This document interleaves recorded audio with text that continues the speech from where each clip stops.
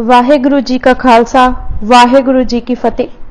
Punjabi audio book YouTube channel सुन रहे सारे ਸਰੋਤਿਆਂ ਨੂੰ ਮੇਰੇ ਸੁਤੰਤਰ ਕੌਰ ਵੱਲੋਂ ਪਿਆਰ ਭਰੀ ਸਤਿ ਸ਼੍ਰੀ ਅਕਾਲ। ਅੱਜ ਅਸੀਂ ਕੁਦਰਤੀ ਨੂਰ ਜੀਵਨੀ ਸ਼੍ਰੀ ਗੁਰੂ ਅੰਗਦ ਦੇਵ ਜੀ किताब ਦਾ ਦੂਜਾ ਭਾਗ ਪੜਨ ਜਾ ਰਹੇ ਹਾਂ। ਪੰਨਾ ਨੰਬਰ 22। ਪਏ ਕਬੂਲ ਖਸਮ ਨਾਲ। ਮੁਨਸ਼ੀ ਸੁਜਾਨ ਰਾਏ ਭੰਡਾਰੀ ਨੇ ਆਪਣੀ ਮਸ਼ਹੂਰ ਕਿਤਾਬ ਖੁਲਾਸਤ ਤਵਾਰੀਖ जो 1695 ਦੇ ਕਰੀਬ ਲਿਖੀ ਗਈ ਵਿੱਚ ਗੁਰੂ ਨਾਨਕ ਦੇਵ ਜੀ ਬਾਰੇ ਆਰੰਭ ਵਿੱਚ ਇੰਜ ਲਿਖਿਆ ਕਿ ਬਾਬਾ ਨਾਨਕ ਸਤ ਮਾਰਗ ਦੇ ਪਾਂਧੀਆਂ ਦੇ ਮੋਹਰੀ ਪਾਕ ਦਿਲੀ ਦੀ ਜਾਗਦੀ ਜੋਤ ਰੱਬੀ ਨੂਰ ਦੇ ਚਮਤਕਾਰਾਂ ਦੇ ਚਾਨਣ ਮੁਨਾਰੇ ਅਤੇ ਅਪਾਰ ਗੁੱਜੇ ਭੇਦਾਂ ਦੇ ਪ੍ਰਤੱਖ ਪ੍ਰਮਾਣ ਹਨ। ਜੱਗ ਨੂੰ ਜੀਵਨ ਜਾਂਚ ਸਿਖਲਾ ਆਪ ਇਲਾਕਾ ਬਟਾਲਾ ਦੇ ਪਿੰਡਾਂ ਵਿੱਚੋਂ ਇੱਕ ਥਾਂ ਰਾਵੀ ਦਰਿਆ ਕਿਨਾਰੇ ਟਿਕ ਗਏ। ਬ੍ਰਹਮ ਗਿਆਨ ਦੇ ਅਸਰ ਭਰੇ ਬਚਨ ਬਿਲਾਸ ਸਦਕੇ ਆਪ ਜੀ ਦੀਆਂ ਧੂਮਾਂ ਪੈ ਗਈਆਂ ਅਤੇ ਦੇਸ਼ ਦੇਸ਼ਾਂਤਰ ਤੋਂ ਲੋਕੀ ਆ ਕੇ ਉਹਨਾਂ ਦੇ ਸਿੱਖ ਬਣਨ ਲੱਗੇ। ਰਾਵੀ ਦੇ ਕਿਨਾਰੇ ਜਿਸ ਪਿੰਡ ਦਾ ਜ਼ਿਕਰ ਸੁਜਾਨ ਰਾਏ ਨੇ ਕੀਤਾ ਹੈ ਉਹ ਕਰਤਾਰਪੁਰ ਹੈ ਅਤੇ ਹੁਣ ਪਾਕਿਸਤਾਨ ਵਿੱਚ ਹੈ ਅਤੇ ਜਿਸ ਦੀ ਤਹਿਸੀਲ ਸ਼ਕਰਗੜ੍ਹ ਹੈ। ਇਸ ਨਗਰ ਨੂੰ ਵਸਾਉਣ ਦਾ ਖਿਆਲ ਗੁਰੂ ਨਾਨਕ ਦੇਵ ਜੀ ਨੂੰ ਪਹਿਲੀ ਉਦਾਸੀ ਉਪਰੰਤ ਹੀ ਆਇਆ ਸੀ। ਉਹ ਜਾਣਦੇ ਸਨ ਕਿ ਪ੍ਰਚਾਰੇ ਖਿਆਲ ਅਤੇ ਖਿਲਾਰੇ ਬੀਜਾਂ ਨੂੰ ਅਮਲੀ ਸ਼ਕਲ ਦੇਣ ਲਈ ਇੱਕ ਐਸੀ ਥਾਂ ਦੀ ਜ਼ਰੂਰਤ ਹੈ ਜਿੱਥੇ ਜੋ ਕਿਹਾ ਗਿਆ ਹੈ ਉਹ ਕਰ ਵੀ ਦਿਖਾਇਆ ਜਾਏ। ਉਹ ਪੰਜਾਬ ਦੀ ਧੁਨੀ ਤੋਂ ਕੁਝ ਹਟਵਾਂ ਵੀ ਹੋਵੇ ਅਤੇ ਰੋਜ਼ ਹੁੰਦੀ ਜੁਗਗਰਦੀ ਦਾ ਪ੍ਰਭਾਵ ਵੀ ਛੇਤੀ ਨਾ ਕਬੂਲੇ।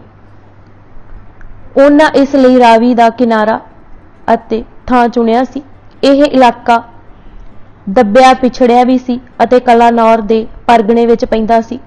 ਇਸ ਨਗਰ ਦੇ ਵਸਾਉਣ ਵੇਲੇ ਜੋ ਮੁੱਢਲੀਆਂ ਮੁਸ਼ਕਲਾਂ ਆਈਆਂ ਉਹਨਾਂ ਦਾ ਵਰਣਨ ਸਾਡੇ ਇਤਿਹਾਸਕਾਰਾਂ ਨੇ ਕੀਤਾ ਹੈ। ਮਹਿਮਾ ਪ੍ਰਕਾਸ਼ ਵਾਰਤਕ ਨੇ ਲਿਖਿਆ ਹੈ ਕਿ ਇੱਕ ਕਰੋੜੀਏ ਨੇ ਜਦ ਸੁਣਿਆ ਕਿ ਉੱਥੇ ਡੇਰਾ ਗੁਰੂ ਨਾਨਕ ਕਾ ਲਾਗਾ ਹੈ ਅਤੇ ਉਹ ਲੋਕਾਂ ਨੂੰ ਬਦਰਾਹ ਕਰਦਾ ਫਿਰਦਾ ਹੈ ਨਗਰ ਉਜਾੜਨ ਲਈ ਵੀ ਆਇਆ। ਰਾਹ ਆਉਂਦਿਆਂ ਹੀ ਘੋੜਾ ਉਲਟ ਪਿਆ ਅਤੇ ਉਹ ਹੇਠਾਂ ਗਿਰਿਆ। ਬੜੀਆਂ ਚੋਟਾਂ ਆਈਆਂ। ਲੋਕਾਂ ਕਿਹਾ ਕਿ ਮੁਆਫੀ ਮੰਗ ਲੈ ਪਰ ਉਹ ਜਿੱਦ ਕਰ ਜਦ ਫਿਰ ਆਇਆ ਤਾਂ ਕੁਝ ਦਿਸੇ ਹੀ ਨਾ, ਅੰਨਾ ਹੋ ਗਿਆ।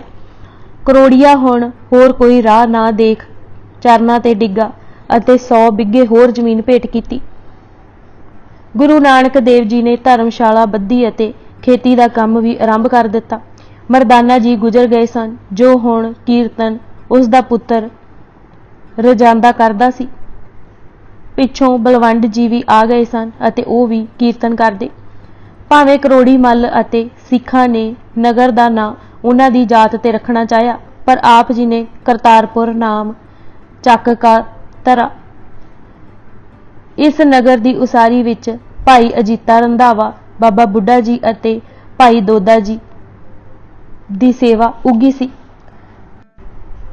ਨਗਰ ਵਿੱਚ ਸਫਾਈ ਦਾ ਖਿਆਲ ਇਤਨਾ ਰੱਖਿਆ ਜਾਂਦਾ ਸੀ ਕਿ ਇੱਕ ਵਾਰੀ ਜਦ ਕਿਸੇ ਨੇ ਵੱਡੀ ਸਾਰੀ ਰਕਮ ਭੇਟਾ ਚੜਾਈ ਤਾਂ ਦੂਜੇ ਕੋਲੋਂ ਆਖਿਆ ਕਿ ਇਸ ਸ਼ਖਸ ਨੇ ਅਯੋਗ ਤਰੀਕੇ ਨਾਲ ਕਮਾਏ ਧਨ ਤੋਂ ਇਹ ਰਕਮ ਦਿੱਤੀ ਹੈ ਤਾਂ ਮਹਾਰਾਜ ਜੀ ਨੇ ਇਹ ਸਾਰੀ ਮਾਇਆ ਮਹੀਪਤ ਦੇ ਲਿਖੇ ਅਨੁਸਾਰ ਸੋਧਖਾਨਿਆਂ ਤੇ ਲਗਵਾ ਦਿੱਤੀ। ਇਹ ਨਗਰ ਹਰ ਪੱਖੋਂ ਇੱਕ ਅਦੁੱਤੀ ਸ਼ਹਿਰ ਸੀ। ਗੁਰੂ ਨਾਨਕ ਦੇਵ ਜੀ ਨੇ ਉਦਾਸੀ ਵਾਲੇ ਸਾਰੇ ਕੱਪੜੇ ਉਤਾਰ ਦਿੱਤੇ ਸਨ ਅਤੇ ਆਮ ਗ੍ਰਹਿਸਤੀ ਦੇ ਪਹਿਰਾਵੇ ਵਿੱਚ ਹੀ ਵਿਚਰਦੇ ਸਨ। ਇਹ ਪੋਸ਼ਾਕ ਵਿੱਚ ਸ਼੍ਰੀ ਗੁਰੂ ਨਾਨਕ ਦੇਵ ਜੀ ਦੀ ਝਾਲ ਝੱਲੀ ਨਹੀਂ ਸੀ ਜਾਂਦੀ। ਆਪ ਜੀ ਦੀ ਸ਼ੋਭਾ ਦੀ ਗੁੱਡੀ ਆਕਾਸ਼ਾਂ ਤੇ ਚੜੀ ਹੋਈ ਸੀ। ਜੋ ਵੀ ਆਉਂਦਾ ਧੰਨ ਗੁਰੂ ਨਾਨਕ ਕਰਦੇ ਜਾਂਦਾ। ਕਵੀ ਸੰਤੋਖ ਜੀ ਦੇ ਸ਼ਬਦਾਂ ਵਿੱਚ ਭੇਖ ਫਕੀਰੀ ਤਜਬੋ ਸਰੀਰਾ ਸੰਸਾਰੀ ਪਹਿਰ ਚੀਰਾ ਕ੍ਰਿਸ਼ੀ ਕਰਾਵਣ ਲੱਗੇ ਬਿਸਾਲਾ ਦੇਗ ਚਲਾਵੇ ਪਰਮ ਕਿਰਪਾਲਾ। ਆਪ ਜੀ ਦਾ ਨੇਮ ਇਸ ਤਰ੍ਹਾਂ ਦਾ ਸੀ ਕਿ ਡੇਢ ਪਹਿਰ ਰਾਤ ਰਹਿੰਦੀ ਉੱਠਦੇ ਇਸ਼ਨਾਨ ਕਰਦੇ ਅਤੇ ਸੰਗਤਾਂ ਵੀ ਇਸ਼ਨਾਨ ਕਰ ਧਰਮਸ਼ਾਲ ਜੁੜ ਜਾਂਦੀਆਂ। ਜਪਜੀ ਦੇ ਪਾਠ ਉਪਰੰਤ ਆਸਾ ਦੀ ਵਾਰ ਦੇ ਕੀਰਤਨ ਹੁੰਦੇ। ਦਿਨ ਚੜੇ ਤੱਕ ਗੁਰਬਾਣੀ ਦਾ ਕੀਰਤਨ ਹੁੰਦਾ। ਸ਼ਬਦ ਦੀ ਕਥਾ ਵੀ ਉੱਥੇ ਹੋ ਜਾਂਦੀ। ਫਿਰ ਸਭ ਰਲ ਕੇ ਗਗਨ ਮਹਿ ਥਾਲ ਰਵ ਚੰਦ ਦੀਪਕ ਬਣੇ ਦਾ ਸ਼ਬਦ ਪੜ੍ਹਦੇ। इस शब्द के पढ़ाए जाने तो ही पता लगता है कि गुरु जी सिखां विच कितनी चौड़ी दृष्टि भरी हुई देखना चाहते सन। यह एक प्रकार का ब्रह्मंड गायन सी। सवेर का नाश्ता पा के सब किरत विच जुट जाते। गुरु जी भी खेतां नूं चले जाते। तीसरे पहर फिर शब्द कीर्तन हुंदा अते शब्द की चर्चा हुंदी। वहिमां भरमां कुरीतियां ते कोझे रिवाजां तो जग्यासुआं नूं गुरु जी वरजदे। नवीं रोशनी मिलदी। अर्थ बण भाव जादू टूणे मंत्रां हवना पूजा पखंडां दा भार जो पुरोहितां ने मनुखता ते पाया होया सी उस नूं उतार परां सुट्टिया जांदा। मनुख हौला फुੱਲ हो के परतदा। अर्थ बण वेद जादू टूणिया अते सुखना लैण देण दे मंत्रां नाल भरिया होया है। गुरमुख ने यह ला परां सुट दिता। किसे विचोले पुरोहित मलाणे दी लोड़ नहीं सी रही। महाराज दा कथन सी कि मनुख नूं वाहिगुरु ने आजाद सुतंत्र पैदा किया है। यह अपने पैरां विच मणा मूही बेड़ियां पाई फिरदा है। यह बेड़ियां हट जाणगियां जद गुरु शब्द दे लड़ लगेगा। केते बंधन जी के गुरमुख मोख द्वार सच है उरे सब को ऊपर सच आचार। रात नूं फिर सोदर आरती का पाठ हुंदा। सारे रात का प्रसाद पाउंदे। एक पहर रात जद गुजर जाती तो सारे सोहले का पाठ करके विश्राम करते। भाई गुरदास जी ने इस सारी मर्यादा अते नेम नूं एक पौड़ी विच संखेप जिहा लिखिया है अते उस दी खुली व्याख्या महिमा प्रकाश अते होर साखीकारां ने कीती है। भाई गुरदास जी दे शब्द यह हन।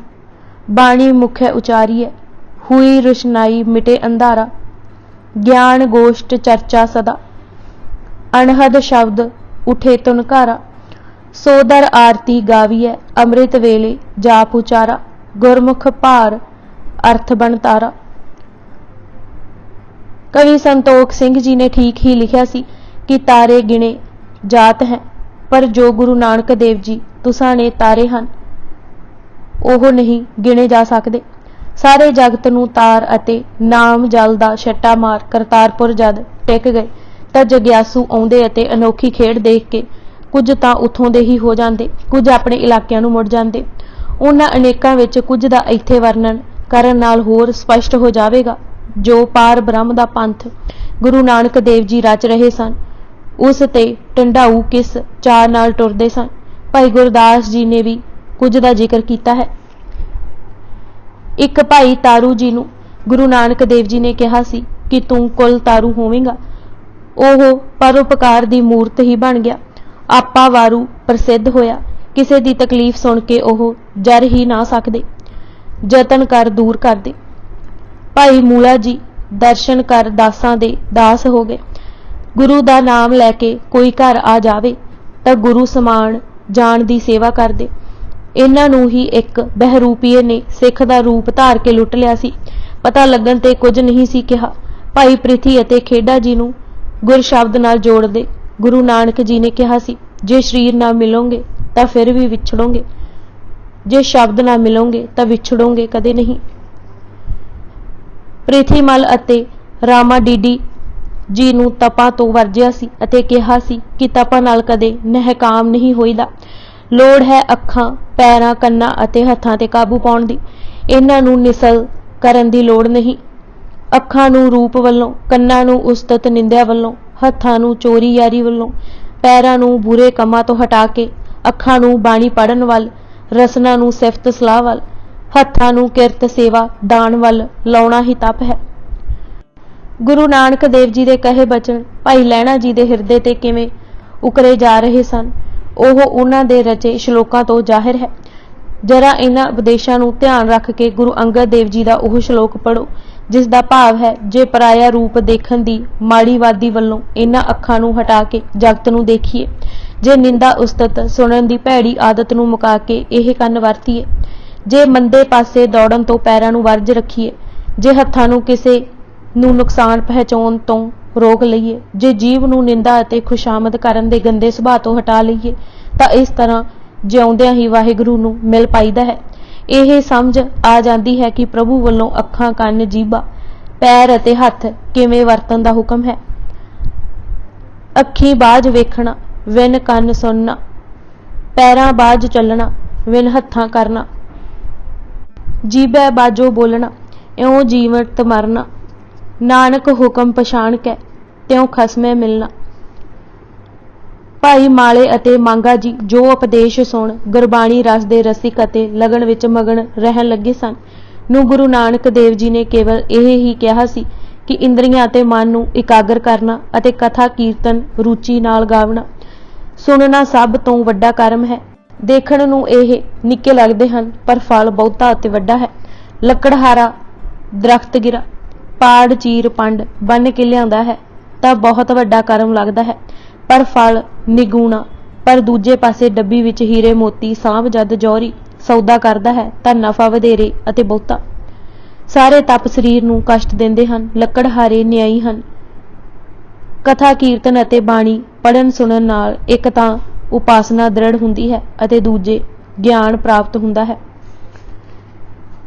ਬੜੇ ਸੁਖੈਨ ਢੰਗ ਨਾਲ ਭਾਈ ਕਾਲੂ ਜੀ ਨੂੰ ਸਨਮੁਖ ਅਤੇ ਮਨਮੁਖ ਦੇ ਭਾਵ ਗੁਰੂ ਜੀ ਨੇ ਸਮਝਾਏ ਸਨ। ਗੁਰੂ ਪਾਤਸ਼ਾਹ ਨੇ ਫਰਮਾਇਆ ਸੀ, ਜੋ ਪਾਪਾਂ ਨੂੰ ਪਿੱਠ ਦਿੰਦੇ ਹਨ ਅਤੇ ਪੁੰਨਾਂ ਦੇ ਸਾਹਮਣੇ ਹੁੰਦੇ ਹਨ ਉਹ ਸਨਮੁਖ ਹਨ।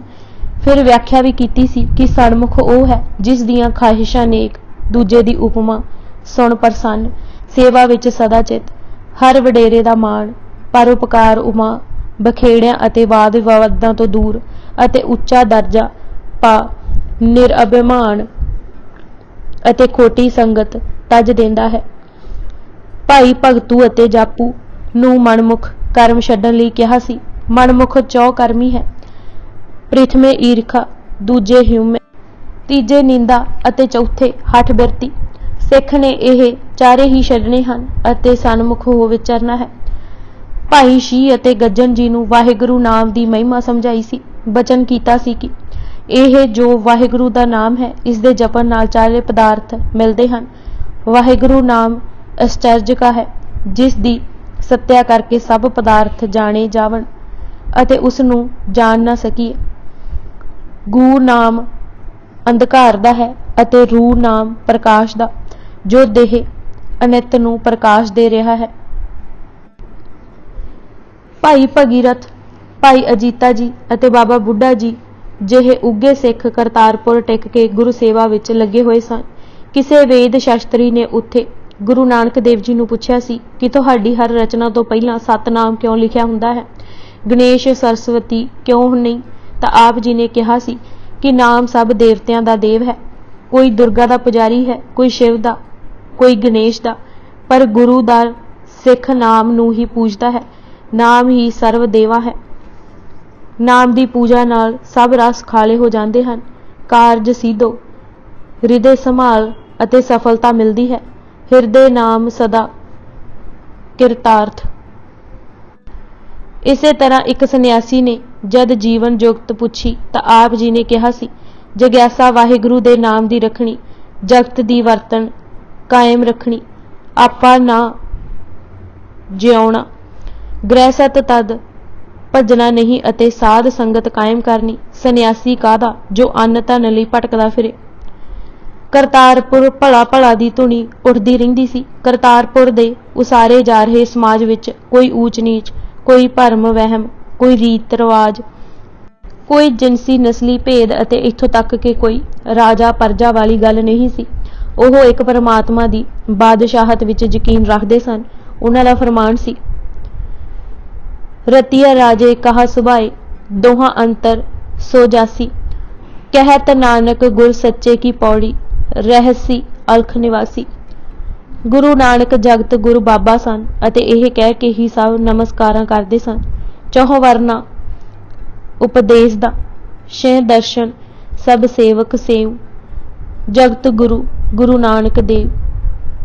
ਕਰਤਾਰਪੁਰ ਦੀ ਮਰਿਆਦਾ ਦੇਖਣ ਨੂੰ ਕਿਤਨੀ ਸਹਿਲ ਸੀ, ਪਰ ਨਿਭਾਉਣ ਲਈ ਲੋਕ ਲਾਜ ਤੱਜਣੀ ਪੈਂਦੀ ਸੀ। ਜੋ ਕਠਿਨ ਕਾਰਜ ਸੀ। ਲੋਕੀ ਤਾਂ ਪਾਠ ਪੂਜਾ, ਪੁਰੋਹਿਤ ਜਾਂ ਸ਼ਰੀਅਤ ਸਿਫਾਰਿਸ਼ ਨੂੰ ਹੀ ਜਾਣਦੇ ਸਨ।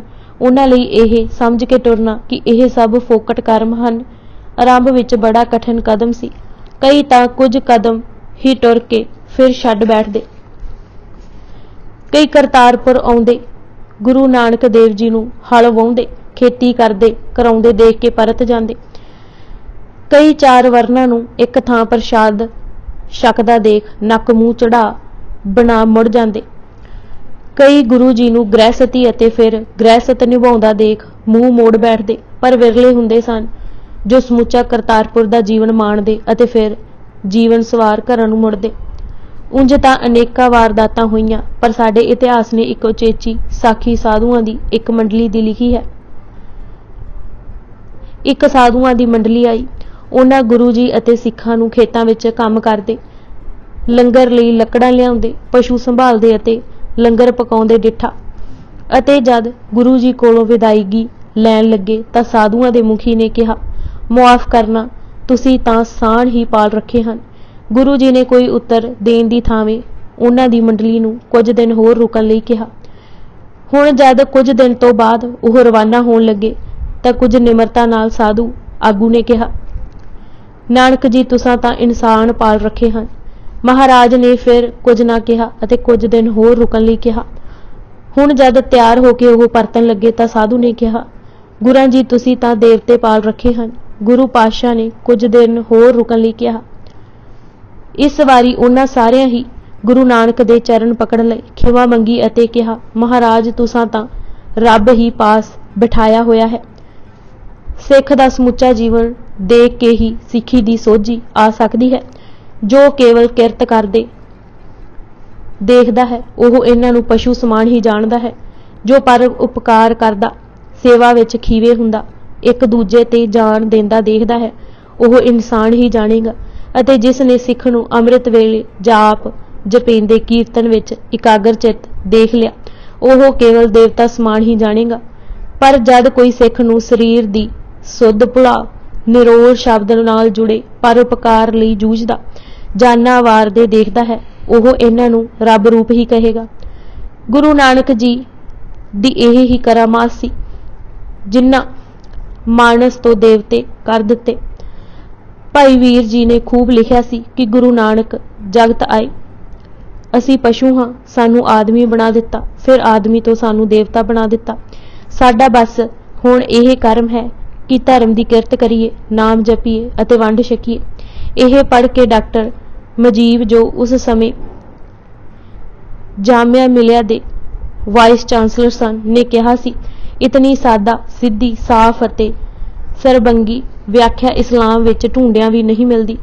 ਕਿਰਤ ਨੂੰ ਪਹਿਲ ਦੇਣੀ, ਨਾਮ ਨੂੰ ਤਰਾਜੂ ਦੀ ਡੰਡੀ ਵਾਂਗ ਵਿਚਕਾਰ ਰੱਖਣਾ ਅਤੇ ਵੰਡ ਛਕਣ ਨੂੰ ਪਿੱਛੋਂ ਅਤੇ ਨਾਮ ਦੇ ਸਹਾਰੇ। ਸਿੱਖ ਸਾਰੀ ਜ਼ਿੰਦਗੀ ਭਰ ਅਡੋਲ ਰਹਿੰਦਾ ਹੈ, ਨਾ ਕਿਰਤ ਵਿੱਚ ਉਲਾਰ, ਨਾ ਵੰਡ ਛਕਣ ਵਿੱਚ ਸੰਕੋਚ। ਕਰਤਾਰਪੁਰ ਦੇ ਪਏ ਪ੍ਰਭਾਵ ਬਾਰੇ ਸੁਜਾਨ ਰਾਏ ਭੰਡਾਰੀ ਨੇ ਹੀ ਗੱਲ ਮੁਕਾਉਂਦੇ ਲਿਖਿਆ ਹੈ ਕਿ ਬਾਬਾ ਨਾਨਕ ਦੇ ਸਿੱਖ ਆਤਮ ਰਸੀਏ, ਗਿਆਨੀ, ਕਹਿਣੀ ਕਰਨੀ ਦੇ ਪੂਰੇ, ਸਿੱਧ ਸਾਧਕ ਅਤੇ ਪਹੁੰਚ ਵਾਲੇ ਮੁਸਤਜਾਬੁਲ ਦਾਵਾਤ ਹੁੰਦੇ ਹਨ। ਇਸ ਪੰਥ ਦੀ ਭਗਤ ਬੰਦਗੀ ਦਾ ਸਾਰ ਆਪਣੇ ਸਤਿਗੁਰ ਦੀ ਬਾਣੀ ਪੜ੍ਹਨਾ, ਜਿਸ ਨੂੰ ਉਹ ਮਧੁਰ ਮਨੋਹਰ ਸੁਰਾਂ ਵਿੱਚ ਗਾਉਂਦੇ ਹਨ। ਮੋਹ ਮਾਇਆ ਦੀ ਮੈਲ ਇਹਨਾਂ ਦੇ ਮਨਾਂ ਤੋਂ ਦੂਰ ਹੋ ਗਈ ਅਤੇ ਅਗਿਆਨ ਦੇ ਪਰਦੇ ਦਿਲਾਂ ਤੋਂ ਲਹਿ ਗਏ। ਆਪਣਾ ਪਰਾਇਆ ਇਹਨਾਂ ਦੀ ਨਜ਼ਰ ਵਿੱਚ ਇੱਕੋ ਜਿਹਾ ਹੈ ਅਤੇ ਮਿੱਤਰ ਸੱਤਰ ਇਹਨਾਂ ਦੇ ਭਾਣੇ ਬਰਾਬਰ ਹਨ। ਦੋਸਤਾਂ ਨਾਲ ਇੱਕ ਰੰਗ ਅਤੇ ਦੁਸ਼ਮਣਾਂ ਨਾਲ ਬੇਜੰਗ ਜਿਉਂਦੇ ਹਨ। ਇਹ ਲੋਕ ਜੋ ਨਿਸ਼ਚਾ ਆਪਣੇ ਗੁਰੂਆਂ ਤੇ ਰੱਖਦੇ ਹਨ, ਸੋ ਕਿਸੇ ਹੋਰ ਸੰਪਰਦਾਇ ਵਿੱਚ ਨਜ਼ਰ ਨਹੀਂ ਆਉਂਦਾ। ਆਪਣੇ ਗੁਰੂ ਦੇ ਨਾਂ ਤੇ ਜਿਸ ਦਾ ਜਾਪ ਸਦਾ ਕਰਦੇ ਰਹਿੰਦੇ ਹਨ, ਹਰ ਆਏ ਗਏ ਦੀ ਸੇਵਾ ਕਰਨਾ ਇਹ ਵੱਡੀ ਭਗਤੀ ਜਾਣਦੇ ਹਨ। ਜੇ ਕੋਈ ਅੱਧੀ ਰਾਤ ਵੀ ਇਹਨਾਂ ਦੇ ਘਰ ਆ ਜਾਏ ਅਤੇ ਗੁਰੂ ਨਾਨਕ ਦਾ ਨਾਮ ਲਵੇ, ਭਾਵੇਂ ਉਹ ਓਪਰਾ ਅਤੇ ਅਣਪਛਾਤਾ ਬਲਕਿ ਚੋਰ ਮੰਦ ਕਰਮੀ ਵੀ ਹੋਵੇ, ਉਸ ਨੂੰ ਭਾਈ ਅਤੇ ਮਿੱਤਰ ਮੰਨ ਕੇ ਦਿਲੋਂ ਜਾਨ ਨਾਲ ਖਿਦਮਤ ਕਰਦੇ ਹਨ। ਸਿੱਖ ਨੇ ਇਹ ਅਚਰਜ ਖੇਡ ਖੇਡਣੀ ਕਰਤਾਰਪੁਰੋਂ ਸਿੱਖ ਲਈ ਸੀ। ਗੁਰੂ ਅਰਜਨ ਦੇਵ ਜੀ ਨੇ ਇਸੇ ਲਈ ਸਵਈਆਂ ਵਿੱਚ ਉਚਰਿਆ ਸੀ ਕਿ ਗੁਰੂ ਨਾਨਕ ਦੇਵ ਜੀ ਹਨੇਰੇ ਦਾ ਦੀਵਾ ਹਨ, ਹਰ ਨੁੱਕਰ ਰੁਸ਼ਨਾ ਰਹੇ ਹਨ। ਉਹਨਾਂ ਦੇ ਦੱਸੇ ਹੋਏ ਨਾਮ ਧਰਮ ਦੀ ਬਰਕਤ ਨਾਲ ਸਾਰੀ ਸ੍ਰਿਸ਼ਟੀ ਪਾਰ ਲੰਘ ਰਹੀ ਹੈ। ਉਹ ਬਾਣੀ ਦਾ ਸੋਮਾ ਹਨ ਅਤੇ ਬਾਣੀ ਹੀ ਹਰ ਹਿਰਦੇ ਸਿੰਚ ਰਹੇ ਹਨ। ਭੱਟ ਕਲਸਹਾਰ, ਜੋ ਭੱਟਾਂ ਦਾ ਮੋਹਰੀ ਆਗੂ ਸੀ, ਨੇ ਵੀ ਇਸ ਗੱਲ ਨੂੰ ਵਾਰ-ਵਾਰ ਦੁਹਰਾਇਆ ਹੈ ਕਿ ਗੁਰੂ ਨਾਨਕ ਜੀ ਇੱਕ ਰਸ ਨਾਮ ਜਪਦੇ ਤਰ ਗਏ ਹਨ ਅਤੇ ਸਾਰੀ ਸ੍ਰਿਸ਼ਟੀ ਵੀ ਨਾਮ ਦੀ ਬਰਕਤ ਨਾਲ ਤਾਰ ਦਿੱਤੀ ਹੈ। ਆਪ ਰਾਜਯੋਗ ਮਾਣਿਆ ਹੈ ਅਤੇ ਸਿੱਖਾਂ ਨੂੰ ਵੀ ਰਾਜਯੋਗ ਮੰਨਣ ਦੀ ਜਾਂਚ ਸਿਖਲਾ ਦਿੱਤੀ ਹੈ। ਹਰ ਨਾਮ ਰਸਿਕ ਨਾਨਕ ਗੁਰ ਰਾਜਯੋਗ ਤੈ ਮਾਣਿਓ। ਐਸਾ ਸਮਾਜ ਬਣਿਆ ਦੇਖ ਪ੍ਰਭੂ ਕਿਰਪਾਲ ਨੇ ਵੀ ਕਹਿ ਦਿੱਤਾ ਕਿ ਗੁਰੂ ਨਾਨਕ ਜੀ ਦਾ ਰਾਜ ਸਦਾ ਥਿਰ ਅਤੇ ਅਟਲ ਹੈ। ਸ਼੍ਰੀ ਗੁਰੂ ਰਾਜ ਅਬੇਚਲ ਅਟਲ ਆਦ ਪੁਰਖ ਫਰਮਾਇਓ। ਬਲਵੰਡ ਜੀ ਨੇ ਵੀ ਰਾਮਕਲੀ ਵਾਰ ਦੇ ਆਰੰਭ ਵਿੱਚ ਹੀ ਆਖ ਦਿੱਤਾ ਸੀ ਕਿ ਗੁਰੂ ਨਾਨਕ ਨੇ ਐਸਾ ਧਰਮ ਦਾ ਰਾਜ ਚਲਾਇਆ ਹੈ ਜਿਸ ਦੀ ਨੀਂਹ ਪੱਕੀ ਅਤੇ ਕਿਲਾ ਮਜ਼ਬੂਤ ਹੈ, ਕਿਉਂਕਿ ਇਹ ਕਿਸੇ ਪਖੰਡ, ਪੂਜਾ, ਵਹਿਮ ਜਾਂ ਭਰਮ ਤੇ ਨਹੀਂ ਖੜਾ, ਸਗੋਂ ਸੱਚ ਤੇ ਖਲੋਤਾ ਹੈ। ਨਾਨਕ ਰਾਜ ਚਲਾਇਆ ਸੱਚ ਕੋਟ ਸਤਾਣੀ ਨੀਮਦੈ। ਭੱਟਾਂ ਰਬਾਬੀਆਂ ਭਾਈ ਗੁਰਦਾਸ ਜੀ ਜਨਮ ਸਾਖੀਆਂ ਅਤੇ ਸਭਨਾ ਸਾਖੀਕਾਰਾਂ ਉਸ ਬਿਖਮਕਾਰ ਦਾ ਵੇਰਵੇ ਨਾਲ ਵਰਣਨ ਕੀਤਾ ਹੈ ਜੋ ਭਾਈ ਲਹਿਣਾ ਜੀ ਨੇ ਕਰਤਾਰਪੁਰ 7 ਸਾਲ ਟਿਕ ਕੇ ਕੀਤੀ। ਸਾਖੀਕਾਰਾਂ ਅਤੇ ਜਨਮ ਸਾਖੀ ਵਾਲਿਆਂ ਦੇ ਦੱਸਣ ਤੋਂ ਪਹਿਲਾਂ ਇਹ ਯੋਗ ਅਤੇ ਠੀਕ ਰਹੇਗਾ ਕਿ ਪਹਿਲਾਂ ਜੋ ਹਵਾਲੇ ਗੁਰੂ ਗ੍ਰੰਥ ਸਾਹਿਬ ਅਤੇ ਭਾਈ ਗੁਰਦਾਸ ਜੀ ਨੇ ਦਿੱਤੇ ਹਨ ਉਹਨਾਂ ਦਾ ਸੰਖੇਪ ਜਿਹਾ ਜ਼ਿਕਰ ਕਰ ਲਿਆ ਜਾਵੇ। ਫਿਰ ਉਹ ਸਭ ਕਰਮ ਜੋ ਪਰਖ ਪ੍ਰੀਖਿਆ ਵਾਲੇ ਹਨ ਛੇਤੀ ਸਮਝ ਆ ਜਾਣਗੇ। ਭਾਈ ਲਹਿਣਾ ਜੀ ਦੇਵੀ ਪੂਜਾ ਕਰਦੇ ਹੋਣ ਕਾਰਨ ਉਹਨਾਂ ਦਾ ਸੁਭਾਅ ਵੀ ਪੂਜਾ ਕਿਰਿਆ ਅਤੇ ਸ਼ਾਸਤਰੀ ਬੰਧਨਾਂ ਵਾਲਾ ਹੋਣਾ ਸੁਭਾਵਿਕ ਸੀ। ਇਸ ਸੁਭਾਅ ਨੂੰ ਤੋੜਨਾ ਅਤੇ ਫਿਰ ਨਵੇਂ ਨਾਲ ਜੋੜਨਾ ਕੋਈ ਇਤਨਾ ਸਹਿਲਾ ਕੰਮ ਨਹੀਂ ਸੀ। ਗੁਰੂ ਨਾਨਕ ਦੇਵ ਜੀ ਨੇ ਹੀ ਕਮਾਲ ਕੀਤਾ ਕਿ ਭਾਈ ਲਹਿਣੇ ਦੀ ਐਸੀ ਘਾੜਤ ਘੜੀ ਕਿ ਉਹ ਉਹਨਾਂ ਦੇ ਰੂਪ ਹੋ ਗਏ। ਇਸ ਲਈ ਬਲਵੰਡ ਜੀ ਨੇ ਪ੍ਰਥਮ ਪੌੜੀ ਵਿੱਚ ਹੀ ਸ਼ਬਦ ਖੜਗਜੋਰ ਅਤੇ ਪਰਾਕੁਈ ਵਰਤੇ ਹਨ। ਉਹਨਾਂ ਦਾ ਕਹਿਣਾ ਹੈ ਕਿ ਗੁਰੂ ਅਕਾਲ ਪੁਰਖ ਦੀ ਬਖਸ਼ੀ ਹੋਈ ਮਤ ਰੂਪੀ ਤਲਵਾਰ ਦੇ ਜ਼ੋਰ ਅਤੇ ਪੂਰੇ ਬਲ ਨਾਲ ਗੁਰੂ ਨਾਨਕ ਦੇਵ ਜੀ ਨੇ ਲਹਿਣਾ ਜੀ ਅੰਦਰੋਂ ਪਹਿਲਾਂ ਜੀਵਨ ਕੱਢ ਕੇ ਆਤਮਿਕ ਜ਼ਿੰਦਗੀ ਬਖਸ਼ੀ, ਸਿਫਤ ਸਲਾਹ ਵੱਲ ਲਗਾਇਆ ਅਤੇ ਨਾਮ ਜਲ ਪਿਆਇਆ। ਫਿਰ ਬਲਵੰਡ ਜੀ ਕਹਿੰਦੇ ਹਨ ਕਿ ਜੋ ਗੁਰੂ ਨਾਨਕ ਜੀ ਫਰਮਾਉਂਦੇ ਲਹਿਣਾ ਜੀ ਉਹ ਹੀ ਕਰਦੇ। ਇਹ ਵੀ ਕੋਈ ਆਸਾਨ ਕੰਮ ਨਹੀਂ ਸੀ, ਪਰ ਉਹਨਾਂ ਖਿੜੇ ਮੱਥੇ ਇਹ ਕਾਰ ਨਿਭਾਈ। ਪੁੱਤਰ ਤੱਕ ਇਹ ਕਾਰ ਨਾ ਨਿਭਾ ਸਕੇ। ਉਹ ਤਾਂ ਸਗੋਂ ਜਦ ਗੁਰੂ ਜੀ ਕਹਿੰਦੇ ਕੰਨ ਮਰੋੜ ਕੇ ਖਿੱਝ ਕੇ ਬਾਗੀਆਨਾ ਬਾਤਾਂ ਵੀ ਕਹਿ ਜਾਂਦੇ। ਬਲਵੰਡ ਜੀ ਨੇ ਪੁੱਤਰੀ ਕੌਲ ਨਾ ਪਾਲਿਓ ਕੰਨ ਮੁਲਟੀਐ ਅਤੇ ਦਿਲ ਖੋਟੇ ਆਕੀ ਫਿਰਨ ਦੇ ਸ਼ਬਦ ਵਰਤੇ ਹਨ।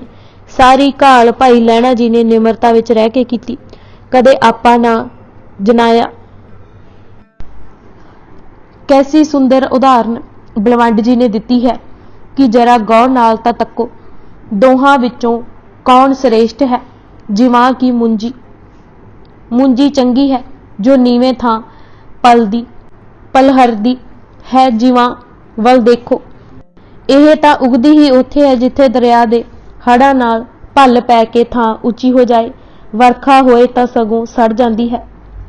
ਜਿਵਾਂ ਨੂੰ ਤਾਂ ਪੋਲੀ ਵਾਂਗ ਕੰਡੇ ਵੀ ਲੱਗਦੇ ਹਨ। ਭਾਈ ਲਹਿਣਾ ਜੀ ਨੇ ਨਿਮਰਤਾ ਧਾਰੀ, ਨਾਮ ਜਲ ਮਿਲਿਆ ਹੈ ਅਤੇ ਐਸੀ ਭਰਪੂਰ ਫਸਲ ਉੱਗੀ ਜਿਸ ਨਾਲ ਸ੍ਰਿਸ਼ਟੀ ਦੀ ਆਤਮਿਕ ਭੁੱਖ ਦੂਰ ਹੋਈ। ਇਹ ਗੁਰੂ ਨਾਨਕ ਦੇਵ ਜੀ ਹੀ ਤਾਂ ਕਰ ਰਹੇ ਸਨ, ਕਿਉਂਕਿ ਉਹਨਾਂ ਆਪਣੀ ਨਾਮ ਹੱਟੀ ਤੇ ਨਾਮ ਪਦਾਰਥ ਵੰਡਣ ਲਈ ਇਹਨਾਂ ਨੂੰ ਬਿਠਾਉਣਾ ਸੀ। ਭੱਟ ਕਲਸਹਾਰ ਨੇ ਗਾਖੜੀ ਬਿਖਮਕਾਰ ਦਾ ਵਰਣਨ ਆਪਣੇ ਸਵਈਏ ਵਿੱਚ ਇਸ ਤਰ੍ਹਾਂ ਕੀਤਾ ਹੈ ਕਿ ਪਹਿਲਾਂ ਭਾਈ ਲਹਿਣਾ ਜੀ ਨੇ ਆਤਮਿਕ ਪ੍ਰੇਮ ਨੂੰ ਇਕੱਠਾ ਕੀਤਾ, ਜਰਨ ਅਤੇ ਸਹਿਣ ਸ਼ਕਤੀ ਪੈਦਾ ਕੀਤੀ ਅਤੇ ਤਾਨੇ ਮਿਹਣੇ ਸਹਾਰ, ਫਿਰ ਜਾ ਕੇ ਕਿਤੇ ਬਚਨ ਮਿੱਠੇ ਹੋਏ, ਨਾਮ ਨੂੰ ਦ੍ਰਿੜ ਕੀਤਾ। ਜਦ ਸ਼ਰਧਾ ਅਪਾਰ ਹੋ ਗਈ ਤਾਂ ਹਜੂਰ ਗੁਰੂ ਨਾਨਕ ਨੇ ਗੰਭੀਰਤਾ ਬਖਸ਼ ਦਿੱਤੀ। ਗਹਿਰ ਗੰਭੀਰ ਹੋਏ, ਆਤਮ ਅਡੋਲਤਾ ਵਾਲੀ ਸਮਾਧੀ ਲੱਗੀ ਸੀ। ਗੁਰ ਸ਼ਬਦ ਰਾਹੀਂ ਸੱਚ ਪਾ ਲਿਆ। ਸੱਚ ਹੀ ਉਹਨਾਂ ਦਾ ਸੰਜਮ ਸੀ, ਸੱਚ ਹੀ ਵਰਤ ਸੀ ਅਤੇ ਮਨ ਵਿੱਚ ਸਦਾ ਸੁੱਖ ਦਾ ਨਿਵਾਸ ਹੋ ਗਿਆ ਸੀ। ਇਹ ਸਾਰੀ ਘਾਲ ਪ੍ਰੇਮ ਦੀ ਸੀ ਅਤੇ ਕਿਰਪਾ ਦੀ ਸੀ। ਬਹੁਤੇ ਲੋਕਾਂ ਗੁਰੂ ਅੰਗਦ ਦੇਵ ਜੀ ਕੋਲੋਂ ਪੁੱਛਿਆ ਵੀ ਸੀ ਕਿ ਵੱਡੀ ਕਿਲਾ ਕਿਵੇਂ ਫਤਿਹ ਕੀਤਾ ਹੈ, ਤੁਸੀਂ ਵੱਡੇ ਸੂਰਬੀਰ ਹੋ।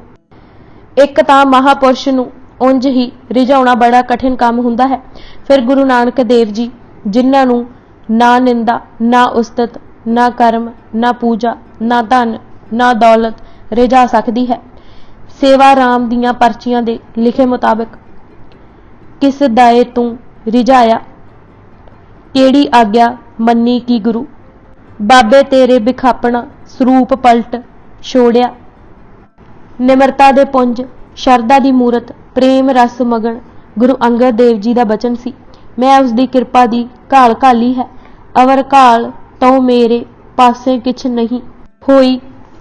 महिमा प्रकाश ने भी खूब लिखा है कि जो प्रेम वाड़ी भाई लैणा जी ने बीजी, उसनूं करतारपुर नेह जल नाल सिंजदे रहे। प्रेम बारी बोई इन्नै सिंचित सद जल नेह।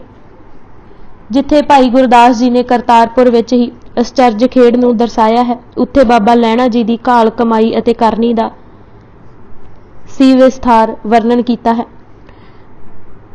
तकरीबन हर वार विच कोई ना कोई टूक दिती है अते कई वारां विच पूरियां पौड़ियां लिखियां हन। ऐसा इसलिए कीता लगदा है कि एक तां सिख पहलां गुरु नानक देव जी दी बख्शिश अते गुरियाई दा नमूना गौर नाल देख लैण, झूठे पखंडियां अते अखौती गुरु आगूआं तो तरहीकियां होइआं नूं सही ठहर दा पता मिल सके। दूजे भाई लैणा जी राही नूं ਇਹ सोझी पवे की खिच किवें पैंदी है, जग किवें जित्तिया जांदा है अते भगती दा मुकम्मल नमूना कैसा हुंदा है अते नाल ही जगत नूं भी भगती कैसे करीदी है दी सोझी आ जाए। करतारपुर विच कोई जप तप पूजा पखंड तंत्र मंत्र नाटकी करामातां मड़ी मसाणी वर सराप देवी देवते दी आराधना नहीं सी।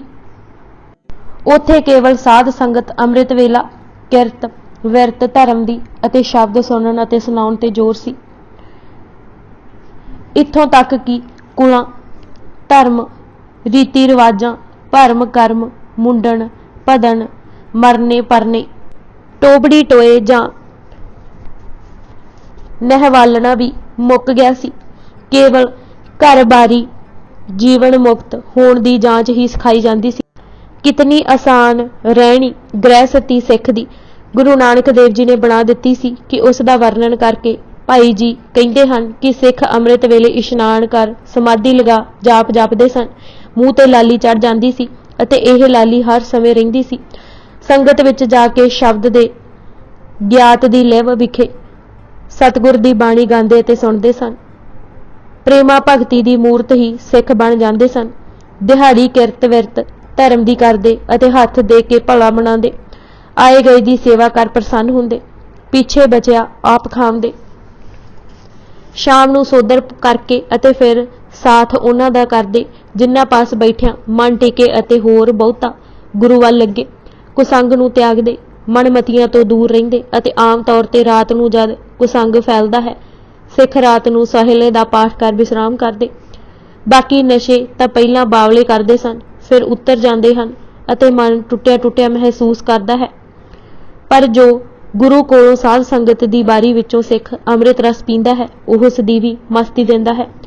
दुनिया वल्लों ओह अलमस्त जरूर दिखाई देंदा है, पर बावला नहीं, हुशियार हो जाता है। यह प्याला पी अनेका मस्त होए।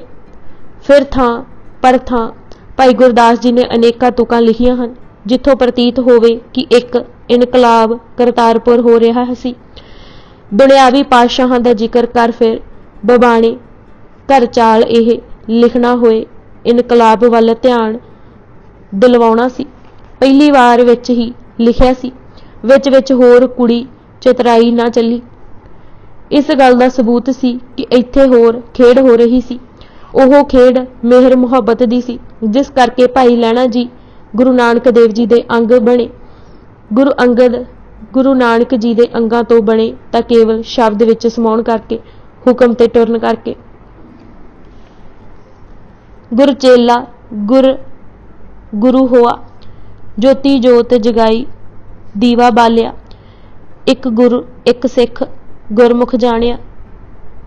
बाबा ने घर गुरु अंगद आया, बाबा ने घर चानण लैणा। पुੱਤ सपुੱਤਰ बाबा ने लैणा। अनेका विचों कुछ उदाहरण हैं कि भाई लैणा जी करतारपुर पुज के घाल करके बख्शिशां पा किवें गुरु अंगद जी बने।